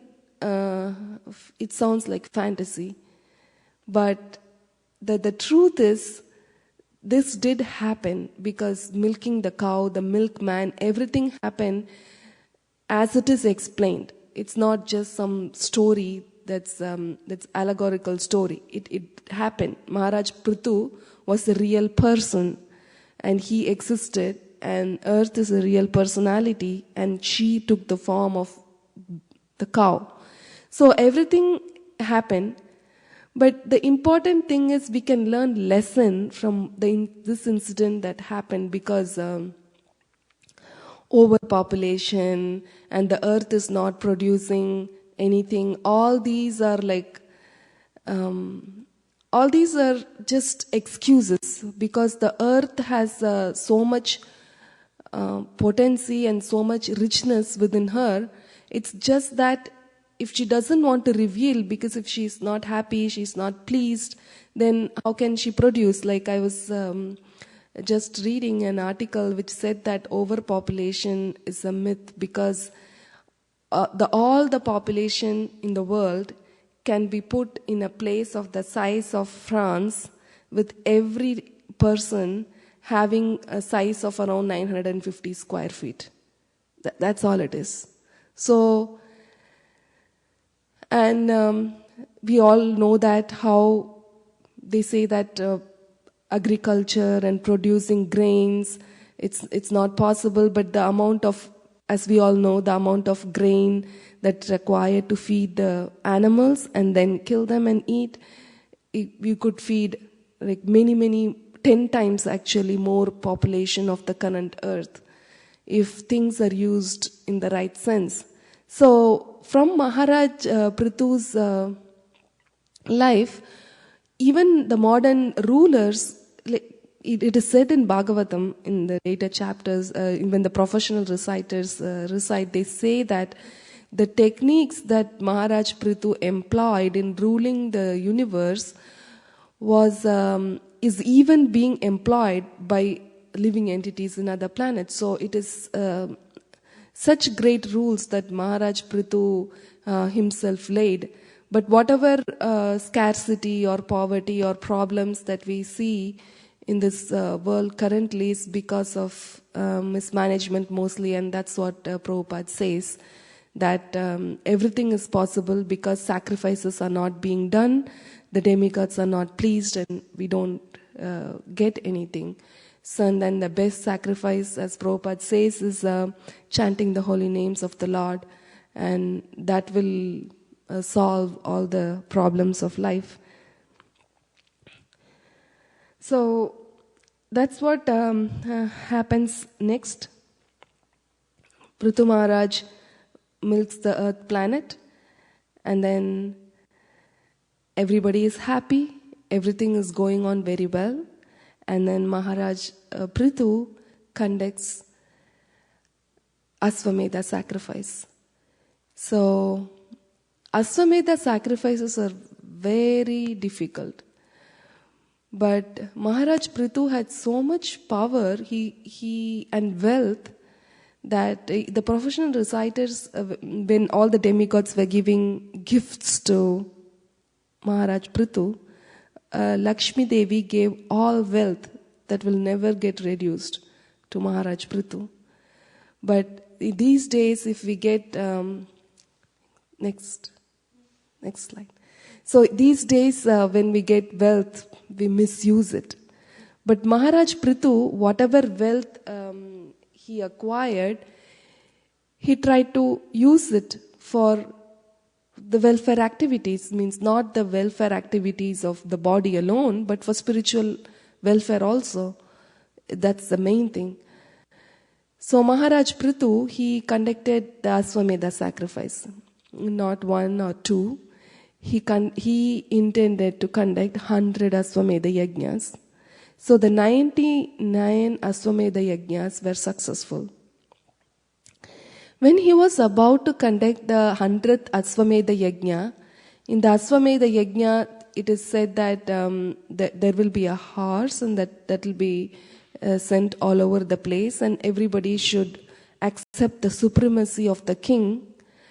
So, in the 100th Aswamedha yajna, Lord Indra will get very anxious because it is said in the Shastras that all these demigods are like positions that any soul can attain by doing some yajnas or make themselves qualified. Like if anybody can make oneself qualified, they can become the President of America or a Supreme Court judge or whatever it is. Like that, it is said that if one does 100 Aswamedha yajnas, one can become Indra. So Indra got very anxious and he wanted to stop it. So what Indra did, Indra took the form of a sannyasi and he stole the horse of the yajna. Why he took the form of a sannyasi? He could have taken any other form, but maybe he thought that he'll be protected because he's a sannyasi. So what happened?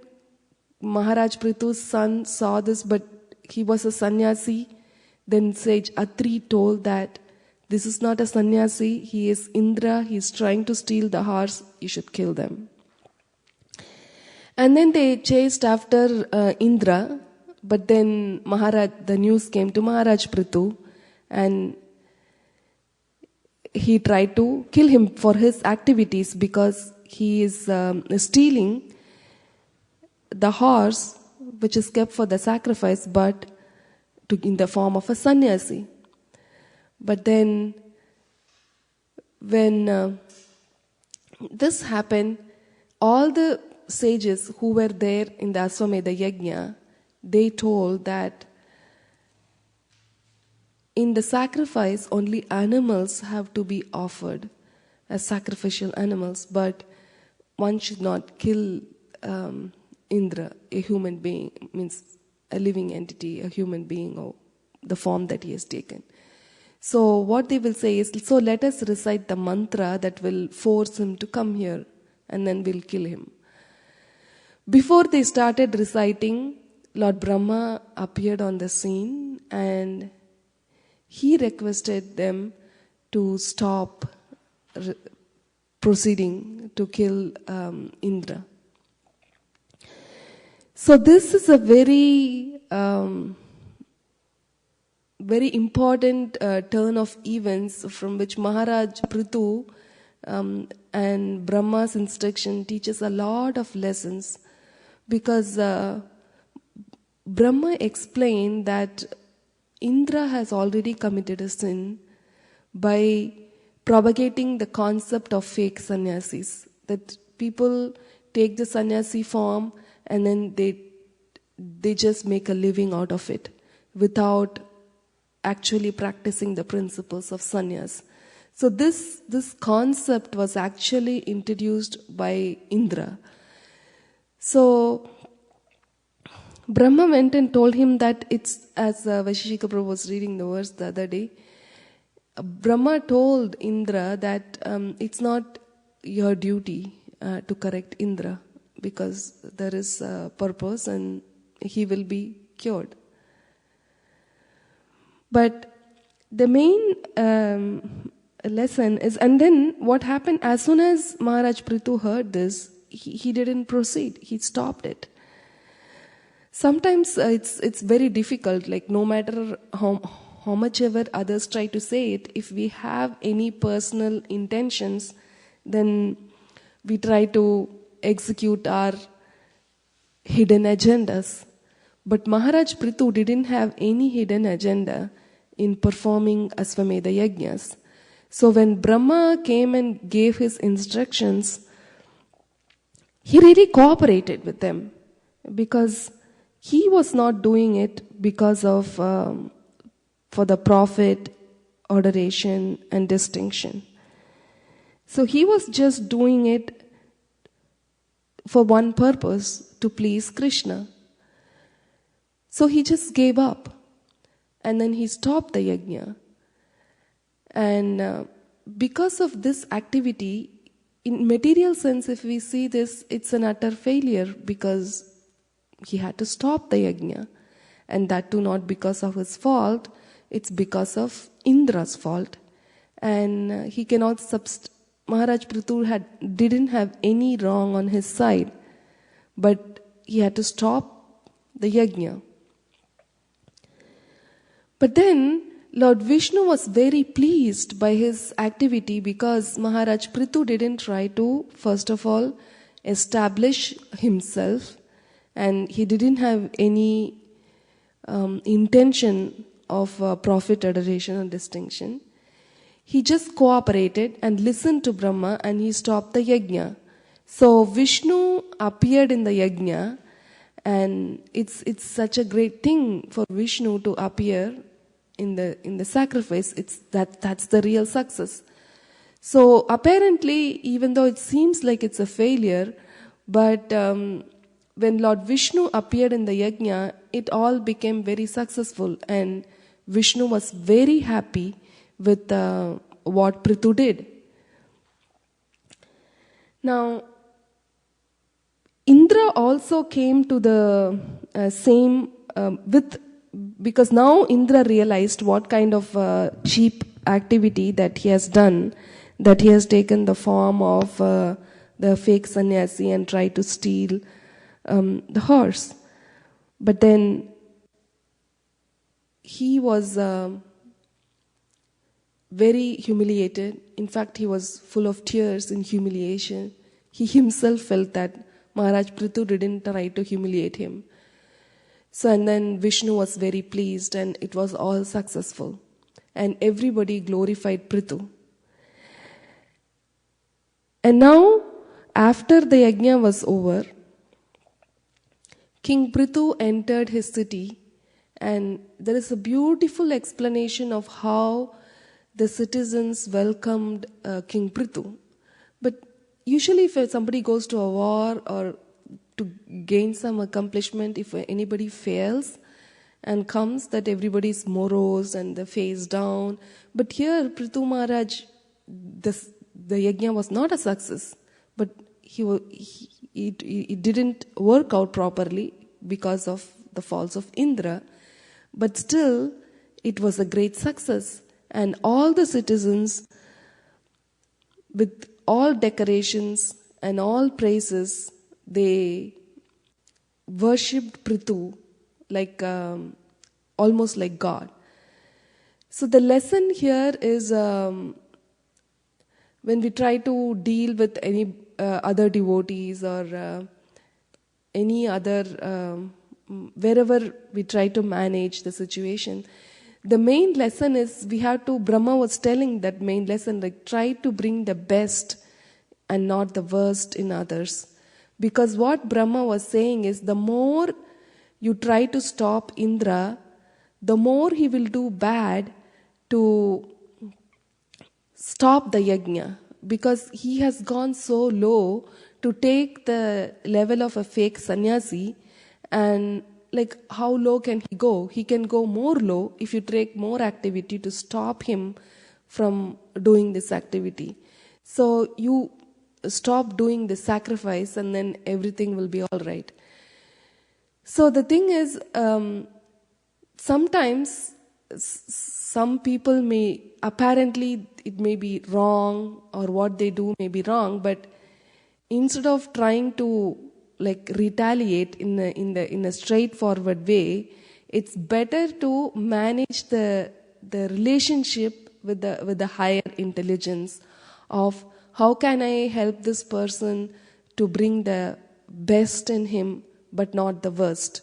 Because by not doing, even though it is an apparent failure for Pruthu, by not doing the yajna, he brought the best out of Indra.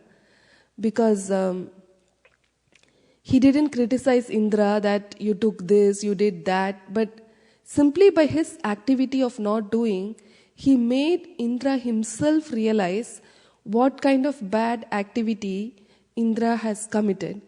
So this is a very great lesson to learn, especially when we are dealing with devotees, because the more we try to humiliate others, the more everybody try to protect themselves, and the worse the person gets and the situation gets.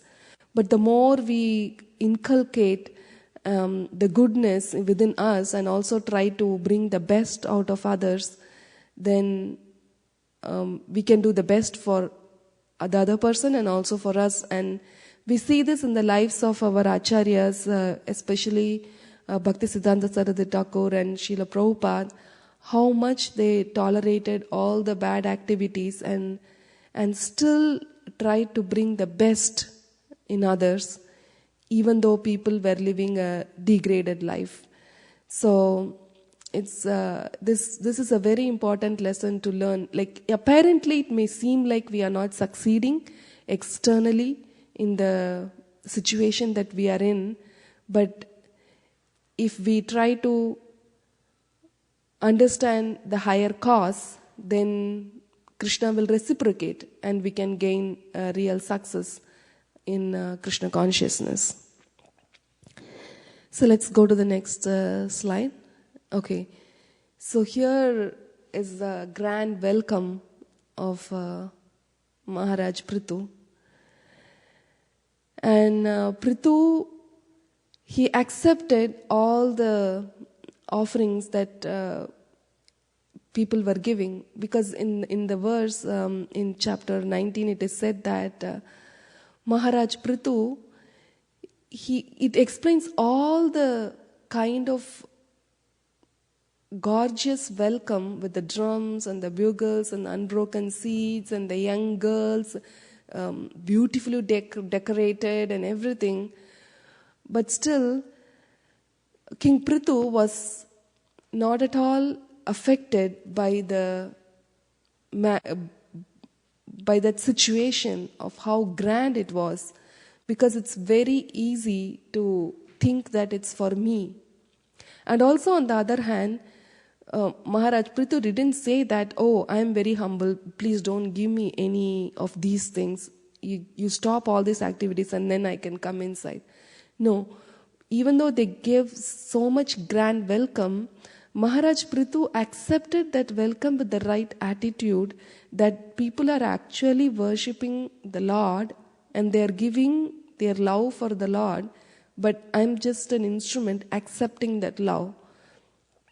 Prabhupada always used to give this example of the viceroy who comes, who goes to the other country and accepts all the grand welcome and the first class treatment, because on the behalf of the king and the queen, even though he is not the king and the queen.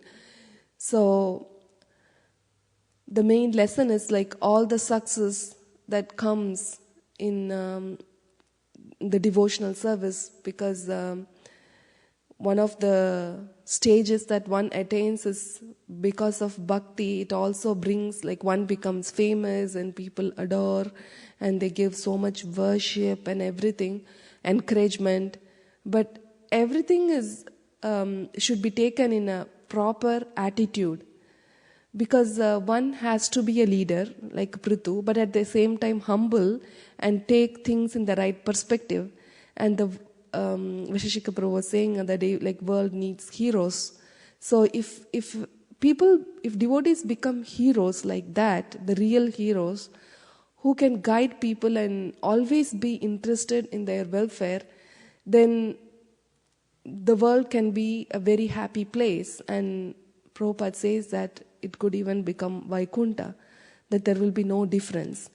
So one should learn this great lesson from the from this activity, especially of Maharaj Pruthu, of accepting all the glories and successes that comes to us with a proper attitude that it's not us, it's because of the previous acharyas, and it's because of the mercy of the devotees.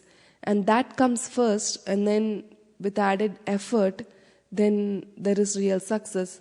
Prabhupada always used to say that all his disciples were sent by his spiritual master, Bhaktisiddhanta Saraswati Thakur, to encourage him. So Prabhupada had exhibited this mood of accepting all the worship in a humble attitude. So the main thing is, what is the greatness? Because the king was doing his duty, and he was as dear to all the citizens as their own like parents or children. Why? Because the intention of the king was very pure, and he was very humble, and at the same time he was very approachable, and he was very merciful, and he was doing his activities in a very exemplary way. So he was powerful, merciful, and it's automatic and humble, and it automatically attracted the citizens, and every day they really looked forward to sacrifice anything and everything that they have just to please Maharaj Pruthu. And that's why they gave him this grand welcome just to please him. This we also see in the, like how even Krishna comes to to this world, he exhibits this quality of how in Vrindavan, when Gokula, when all the gopis and they all come together and they sing a song, and then Krishna dances to please them. And they say, like Nanda Maharaj says, Krishna, bring my shoe. He brings the shoe to please his devotees. So the main goal is to please the Vaishnavas, and the Lord exhibits these qualities even when he himself appears in this world. So that is a very important lesson to learn, because just pleasing the Vaishnavas is something that Krishna himself exhibits.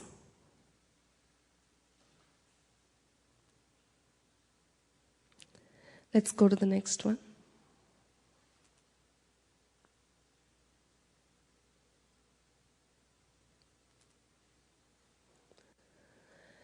And then what happens is the king enters the city, and then he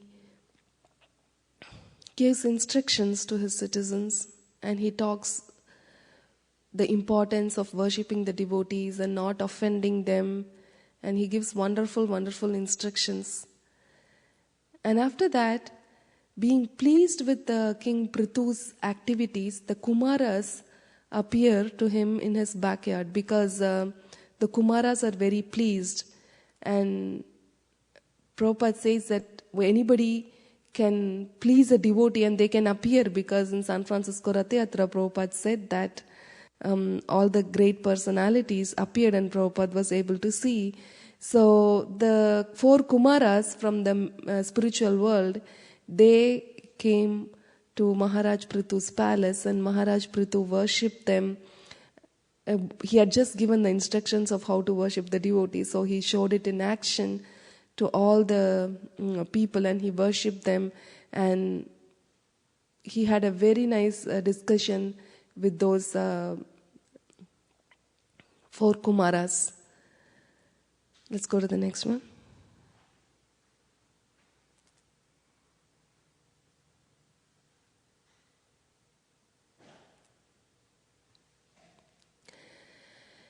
So after ruling the country and doing his duty to the citizens, during his life, Maharaj Pruthu had 5 sons, and he gave his kingdom and the instructions, and then he went vanaprastha, and his wife Archie also followed him. They went into the forest, and Maharaj Pruthu did so much austerities, and he created the fire, and he passed away, and then Archie will also enter into the fire, and she will do the funeral ceremony, and then once the fire starts coming, she will also enter into the fire. And when this happens, all the devotees, demigods from all other planetary systems will come and glorify Archie, how she practiced and supported her husband and did so much austerities and assisted him in his service. So that's how Maharaj Pruthu conducted himself while he was in this world. Now, there is an important lesson one more lesson that we should learn from this is also in connection with how Mahaprabhu treats his devotees. And the main lesson is do not try to humiliate. That especially when the Aswamedha Yajna was happening, when Brahma said stop, he stopped. But he didn't try to humiliate Indra. And I was just hearing this in Maharaj's lecture, that when Keshava Kashmiri came to Navadvip, and he tried to prove himself and defeat and become the Digvijay Pandit, and all the Brahmanas in the Navadvip made Mahaprabhu to meet him first. So they made at the banks of the Ganges, and then Keshava Kashmiri, Mahaprabhu said that, okay, you recite the verses in glorification of Ganges, and then he recited the verse. Keshava Kashmiri recited 100 verses, like everything brand new, no repetition of words and no searching, no references. He just recited 100 verses with perfect grammar, and it was like between one verse and next verse, it was not even a 1 second gap. So Saraswati was playing in his tongue like that. But then Mahaprabhu heard that, and then he said yes, because and even the students of Mahaprabhu were like very surprised and seeing the greatness and the learned, the scholarship of Keshava Kashmiri. But then Mahaprabhu, when Keshava Kashmiri asked the inputs from Mahaprabhu, Mahaprabhu said that, found the faults. He gave 5 ornaments and 5 falls. And in the 64th verse of the recitation that Keshava Kashmiri did in just few minutes, and Mahaprabhu was exactly able to remember the verses and split the words and give the meanings, and he explained the faults. And Keshava Kashmiri was dumbfounded, and he didn't know what to say, because first time in his career somebody is trying to find the fault, because first of all people cannot even remember what he is saying. It's almost like when Einstein was presenting the theory of relativity, only 11 people were able to understand amongst the many scientists who were there. So one has to be at the level of knowledge to understand what others are speaking. So here is Mahaprabhu who understood, and he is finding faults. But Mahaprabhu didn't try to humiliate him, because Mahaprabhu knew that if Mahaprabhu tried to humiliate Keshava Kashmiri, then he might even fall into Ganges, because in front of some small boys, somebody is trying to humiliate him, prove him wrong. But then Mahaprabhu just said that, oh, maybe today you are too exhausted, maybe you can go home today, and then we'll continue the discussion tomorrow. And in that night, Saraswati appeared in his dream and told what who is Mahaprabhu actually. So the main thing is Keshava Kashmiri was thinking that Saraswati will speak through me, not through you. First of all, he was thinking he is more qualified. And another thing, even though he thinks that the qualification comes from other persons, he was also thinking that, oh, Saraswati favors only me, not you. That's another type of pride. So even though it was so severe, such a merciful Lord is Mahaprabhu that he didn't try to humiliate Keshava Kashmiri. So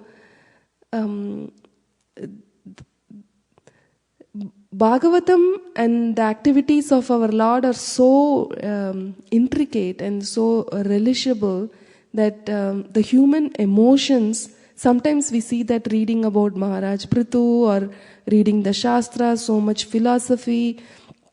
Where will I go for my emotions? Reading is all okay, but what to do with my emotions and like that.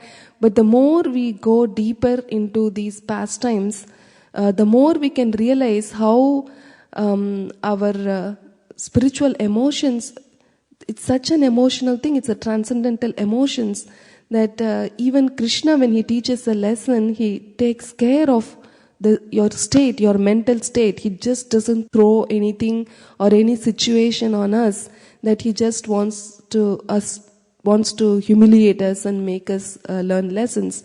So, and especially Mahaprabhu is so very merciful and delicate and yet very powerful, as we saw, more powerful than all other weapons that he has used in his previous incarnations.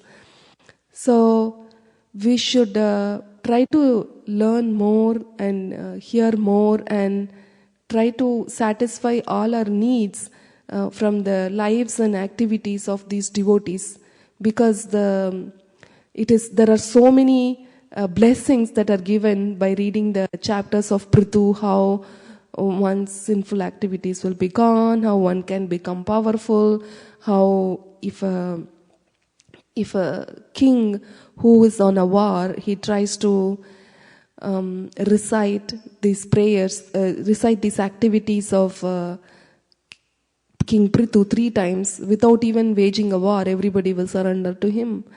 So like that, so many blessings are given, benedictions are given just to attract us, that at least through that will a living entity who is caught in this ocean of material existence, will it turn its attention towards devotees and the Lord and His activities.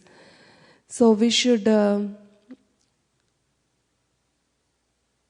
understand these the higher purpose of these literatures and try to take shelter of those. And there are no situations in life that can be that we will be put in that is not explained in any of these scriptures. So the scriptures come as a solution for all of us.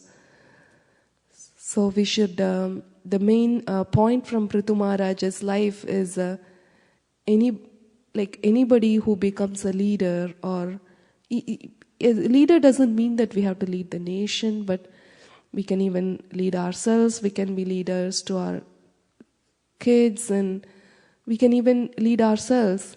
But the main thing is slowly and steadily, if we have faith that by following the instructions of the Shastras and by following this basic principle of not humiliating others, cooperating with others, and not trying to put others down, and not having any hidden agenda, these are all very difficult, and we are all full of these tendencies at this time in our spiritual lives.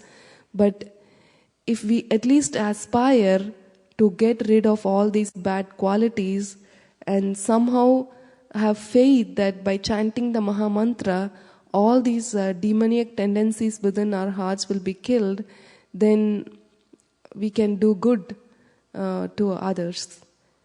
Om Tat Sat. Any comments or suggestions? We just have a few minutes before we start the Arati. Yes, Prabhu.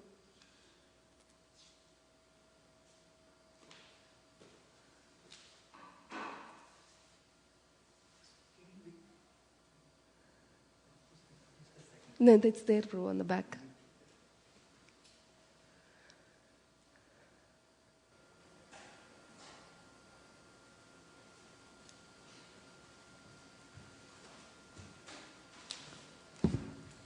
King Vena was such a sinful man. How can we understand that King Pruthu and Archi took birth from them? That's a very good question, Prabhuji. First of all, in a very bad situation, something good comes out. Because if everything is going good in life, then somebody comes and says that you worship Krishna, then we may not worship. But when everything fails and we could not find any answers to all the bad things that are happened, and it's really dark, from that darkness comes a faith, So like that, like from all bad, like Hiranyakashipu was doing all bad things, and from him comes Prahalad Maharaj. So like that, from the darkest situation that happens, and we can also learn from I don't know the history of what it happened actually literally, but the thing what it is said is whenever a bad thing happens, when things go really wrong, it's an indication that something good is going to happen, because a gold has to be put in so much fire and so much suffering. In that case, we can tell that it's a darkness of the gold, and especially if it has to be bent in some places, the things are given so many treatments, right? So from that darkness comes a good thing.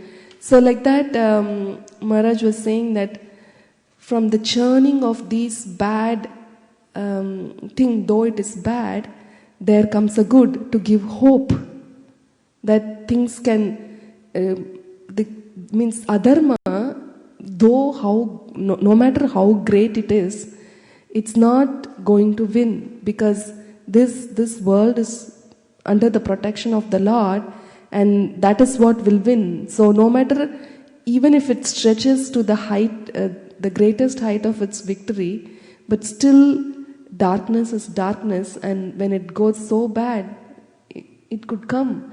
It's just a proof that how we should also not categorize the devotees, because devotees could come anywhere. From bad, they can come from good or bad or anywhere, like how the lotus flowers comes from the mud. So there are a lot of lessons to learn like that, and Krishna is showing that through the practical example that no matter what darkness we are in, there is hope in our life. The only thing is we have to keep churning our hearts through the holy name and get out of all the bad things, and there is good in it, but it's just that we are not seeing. And we can apply the same principle even in devotees, like they may be so bad outside, but maybe if they are given opportunity and the situation changes, maybe there is some goodness within anything that's bad. That's what I think. What do you think? Is that such help? Okay, thank you. Any other points anybody wants to add about Pruthu Maharaj? It's such a beautiful chapter. It's the 6th chapter, and Amala Bhakta Prabhu has given, he reads his translations, he recites the translations, and it's very inspiring to hear. And I thank all the Vaishnavas for giving me this opportunity, and I sincerely beg that I aspire to practice the teachings that we learned today. वाञ्छाकल्पतरुभ्यश्च कृपासिन्धुभ्यैव च पतितानां पावनेभ्यो वैष्णवेभ्यो नमो नमः।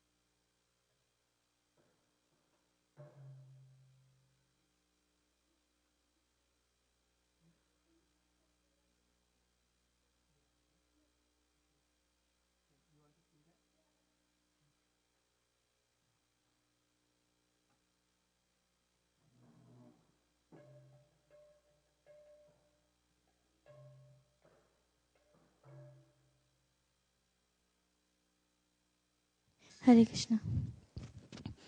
Shri Guru Charana Padma Kevala Bhagati Sadma. Shri Guru Charana Padma Kevala Bhagati Sadma. Annamoy savadana mate. Vandamoy savadana mate. Vandamoy savadana mate. Vandamoy savadana mate. Yahara prasade bhai e bhavatoriya jai. Yahara prasade bhai e bhavatoriya jai. Krishna prapti hoya haite. Krishna prapti hoya haite. Krishna prapti hoya haite.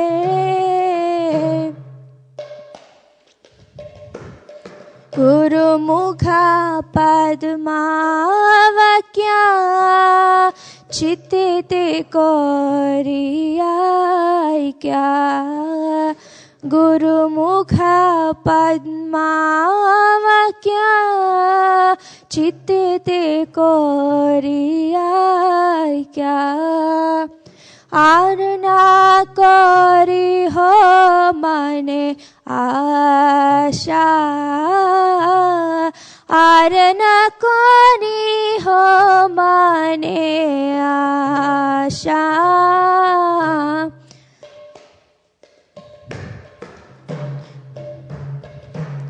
Shri Guru Charane Rati Aise Uttama Gati. Shri Guru Charane Rati Aise Uttama Gati. Jai Prasade Pure Sarva Asha. Jai Prasade Pure Sarva Asha.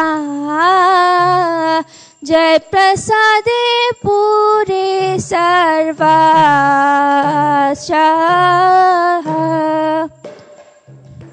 चकुदान दिलो जय जन्मे जन्मे प्रभु से. चकुदान दिलो जय जन्मे जन्मे प्रभु से. चक्षुदान दिलो जय जन्मे जन्मे प्रभु से.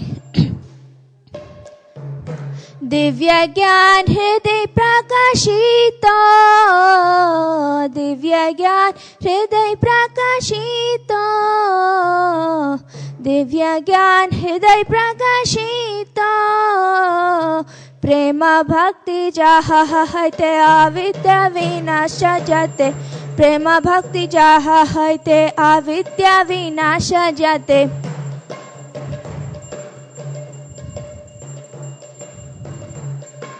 वेदे गाय जहाँ रचरित. जहाँ रचरित. वेदे गाय जहाँ रचरित. श्री गुरु करुणा सिंधु आदम जनार बंधु. श्री गुरु करुणा सिंधु आदम जनार बंधु. लोकनाथ लोके राजीवाना. लोकनाथ लोके राजीवाना. लोकनाथ लोकेना जीवाना हा हा प्रभु करो दया देहो मने पाद छाया हा हा प्रभु करो दया देहो मने पाद छाय एबे यास्कुशु त्रिभुवाना एबे यास्कुशु त्रिभुवाना एबे यास्कुशु त्रिभुवाना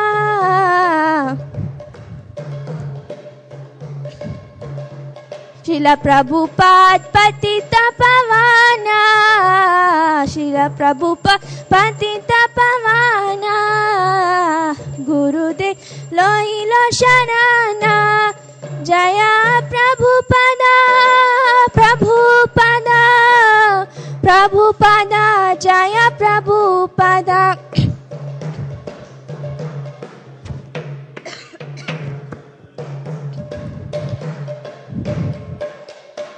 जया प्रभुपादा प्रभुपादा प्रभुपादा जया प्रभुपादा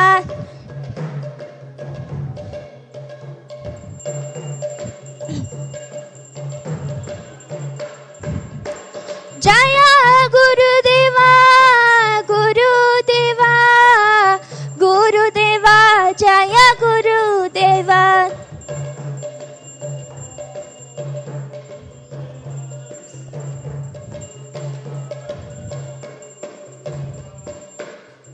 ताई करबे मनदेव नमा ओम विष्णुपदाय कृष्ण पृष्ठाय भूतले श्रीमते भक्तिवेदांता स्वामी निति नामिने विष्णुपदाय कृष्णपृष्ठाय भूतले श्रीमते भक्तिवेदांता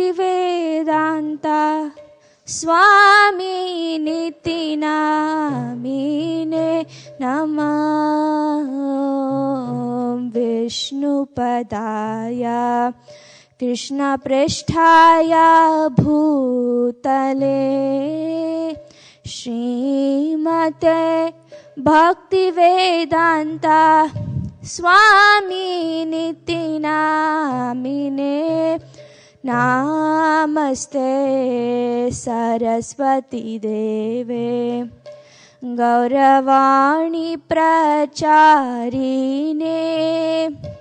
निर्विशेषा शून्यवादी पाश्चात्यादेशतारिणे नमस्ते सरस्वती देवे गौरवाणी प्रचारिणे निर्विशेषा शून्यवादी पाश्चात्यादेशतारिणे जय श्री कृष्ण चैतन्य प्रभु नित्यानंद श्री अद्वैत गदाधर श्रीवासदि गौर भक्तवृंद श्री कृष्ण चैतन्य प्रभु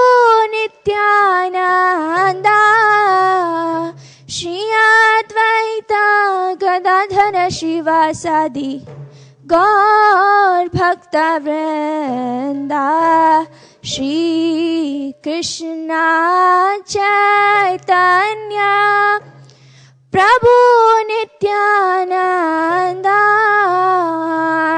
श्री अद्वैत गदाधर श्रीवासदि गौर भक्तवृंद जय श्री कृष्ण चैतन्य प्रभु नित्यानंद श्री अद्वैत गदाधर श्रीवासदि गौर भक्तवृंद जय Shri Krishna Chaitanya Prabhu Nityananda Shri Advaita Gadadhara Shivasadi Gaur Bhakta Vrinda Kali Kukur Kadan Jadi chao hai Kali kukur kadan Jadi chao hai Kali yuga pavana Kali bayanashana Shri Sachinandana gao hai Kali yuga pavana Kali bayanashana Shri Sachinandan kaho hai Gadadhar madhana nitayera pranadhan Advaite prabhu jita gora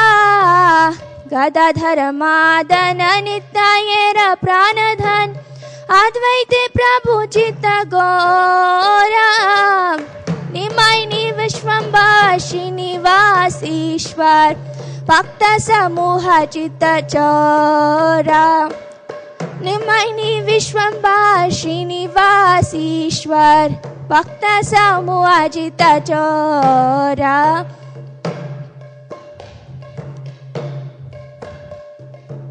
Nadiya Shashadar Maya Purishwar Nam Pravartana Sura Nadiya Shashadhar Maya Purishwar Nam Pravartana Sura Grihijana Shikshaka Nyasikula Nayaka Madhava Radha Bhavapura Grihijana Shikshaka Nyasikula Nayaka Madhava Radha Bhavapura Sarvabhama Shodhana Gajapati Tarana Ramananda Poshana Veera Sarvabhama Shodhana Gajapati Tarana Ramananda Poshana Veera Rupananda Vardhana Sanatana Palana Haridas Modhana Dhira Rupananda Vardhana Sanatana Palana Haridas Modhana Dhira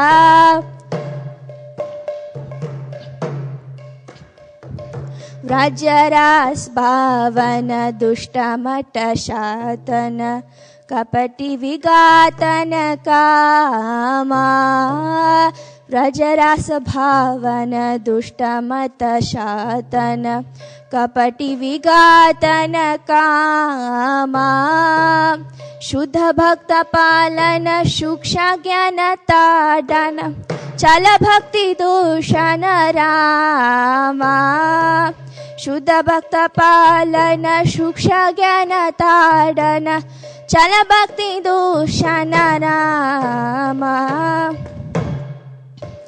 Hari Haraya Nama Krishna Yadhavaya Namaha Haraya Nama Krishna Yadhavaya Namaha Yadhavaya Madhavaya Keshavaya Namaha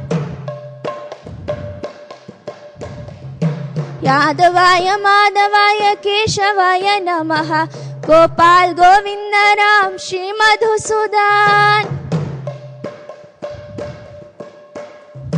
Gopal Govinda Ram Shri Madhusudan Giridhari Gopinath Madhana Mohan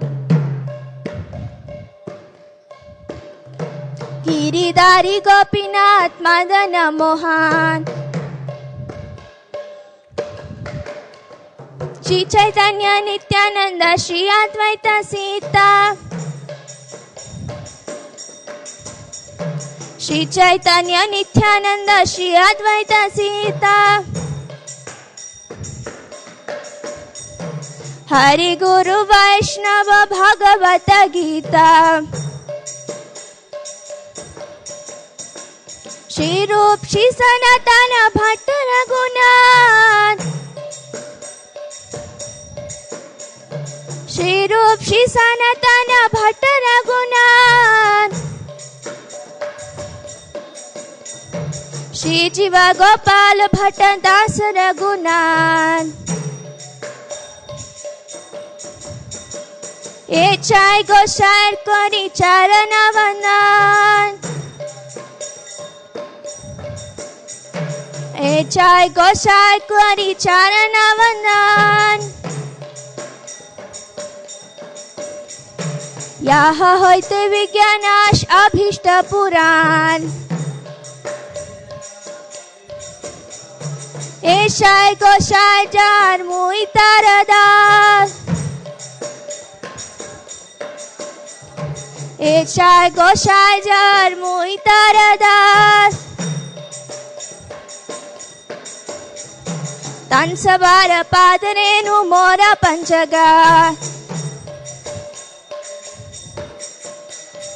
तंदिरा चरण से भी भक्त शनिवास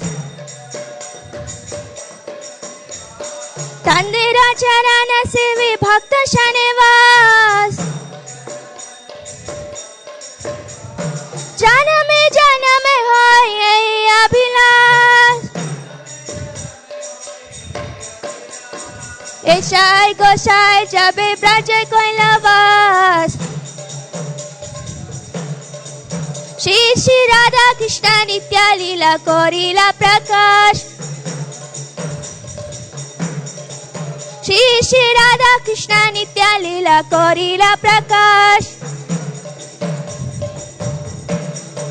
बोलो आनंदे बोलो हरि बाजा वृंदावन आनंदे बोलो हरि बाजा वृंदावन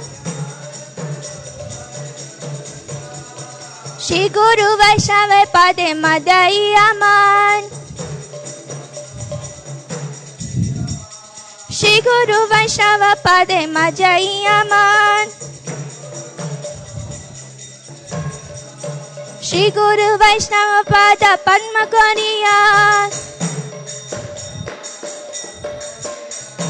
श्री गुरु वैष्णव पद पद्म करिया हरि नाम संकीर्तन को है नरोत्तम दास हरे कृष्णा कृष्णा कृष्णा हरे हरे हरे राम राम राम हरे हरे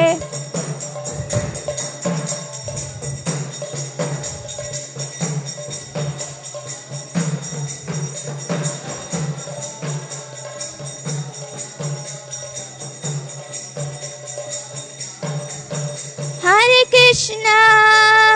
कृष्णा कृष्णा कृष्णा हरे हरे हरे राम राम राम हरे हरे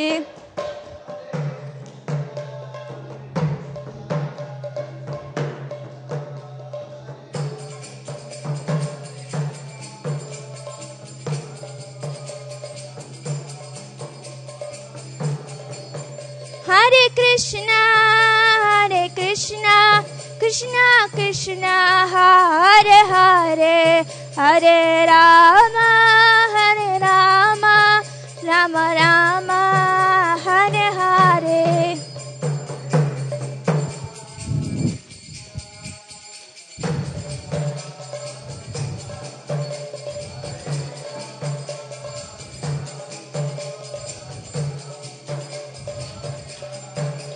जय राधा मदन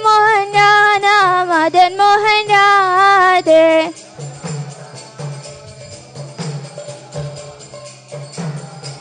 जय महाप्रभु महाप्रभु जय महाप्रभु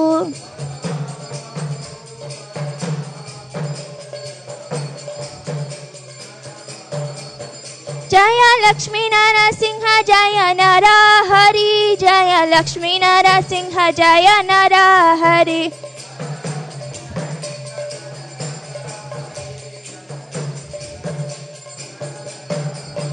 Jaya Jaya Prabhupada, Prabhupada, Prabhupada, Jaya Jaya Prabhupada.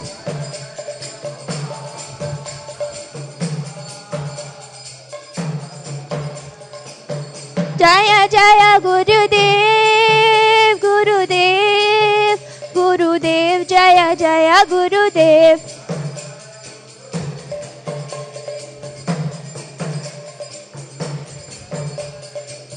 Nitai Gaura Hari Bol, Hari Bol, Hari Bol, Nitai Gaura Hari Bol.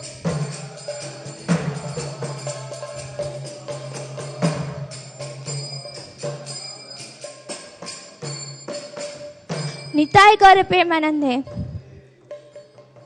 जय ओम विष्णुपाद परमहंस परिव्राजकाचार्य अष्टोत्तर शत Sri Srimad his divine grace Bhaktivedanta Swami Srila Prabhupada की। जय ओम विष्णुपाद परमहंस परिव्राजकाचार्य अष्टोत्तर शत Sri Srimad his divine grace Bhakti Siddhanta Saraswati Goswami महाराज की। अनंत कोटि वैष्णवृंद की। नामाचार्य श्री हरिदास ठाकुर की। प्रेम से कहो श्री कृष्ण चैतन्य प्रभु नित्यानंद श्री अद्वैत गदाधर श्रीवासादि गौर भक्तवृंद की।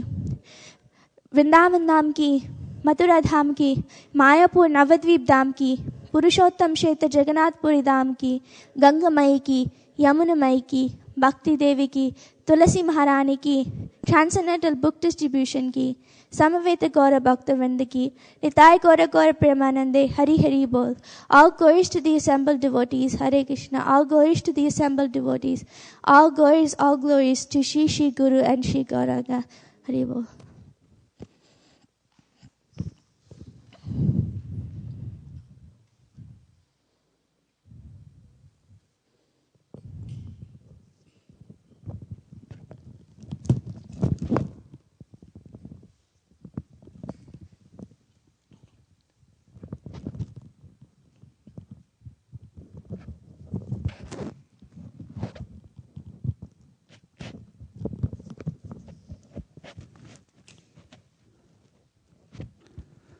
भैरे शारीरा विद्या जाल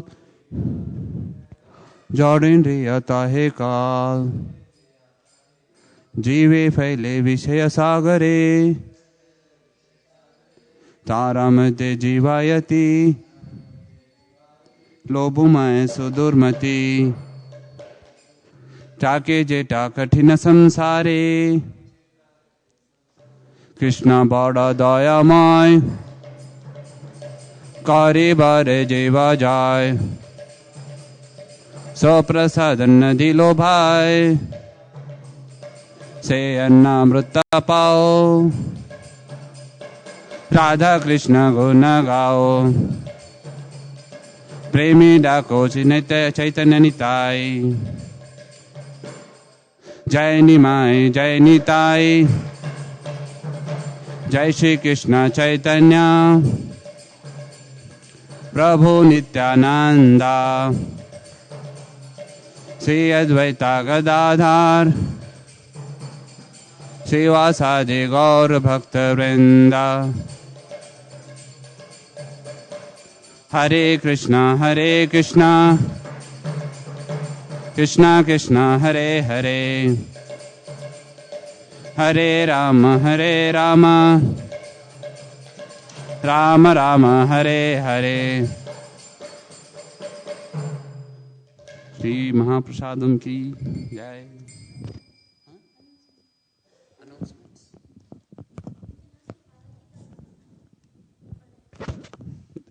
I think she is on travel. So is Avantika still listening online? She can speak, or else we can announce. Okay. So I think today's prasadam is cooked by Hans Priya Mataji and Kumari Leela Mataji. Hari Bol, Hare Krishna.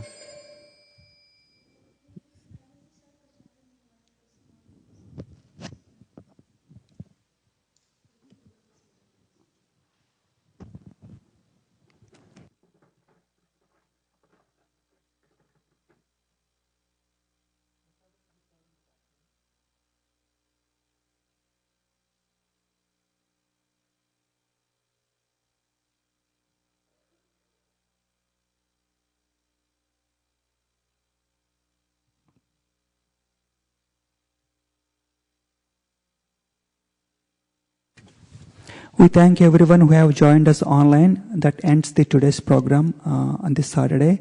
We will again resume our live broadcast tomorrow starting at 4 p.m. in the evening US Pacific time. Hare Krishna.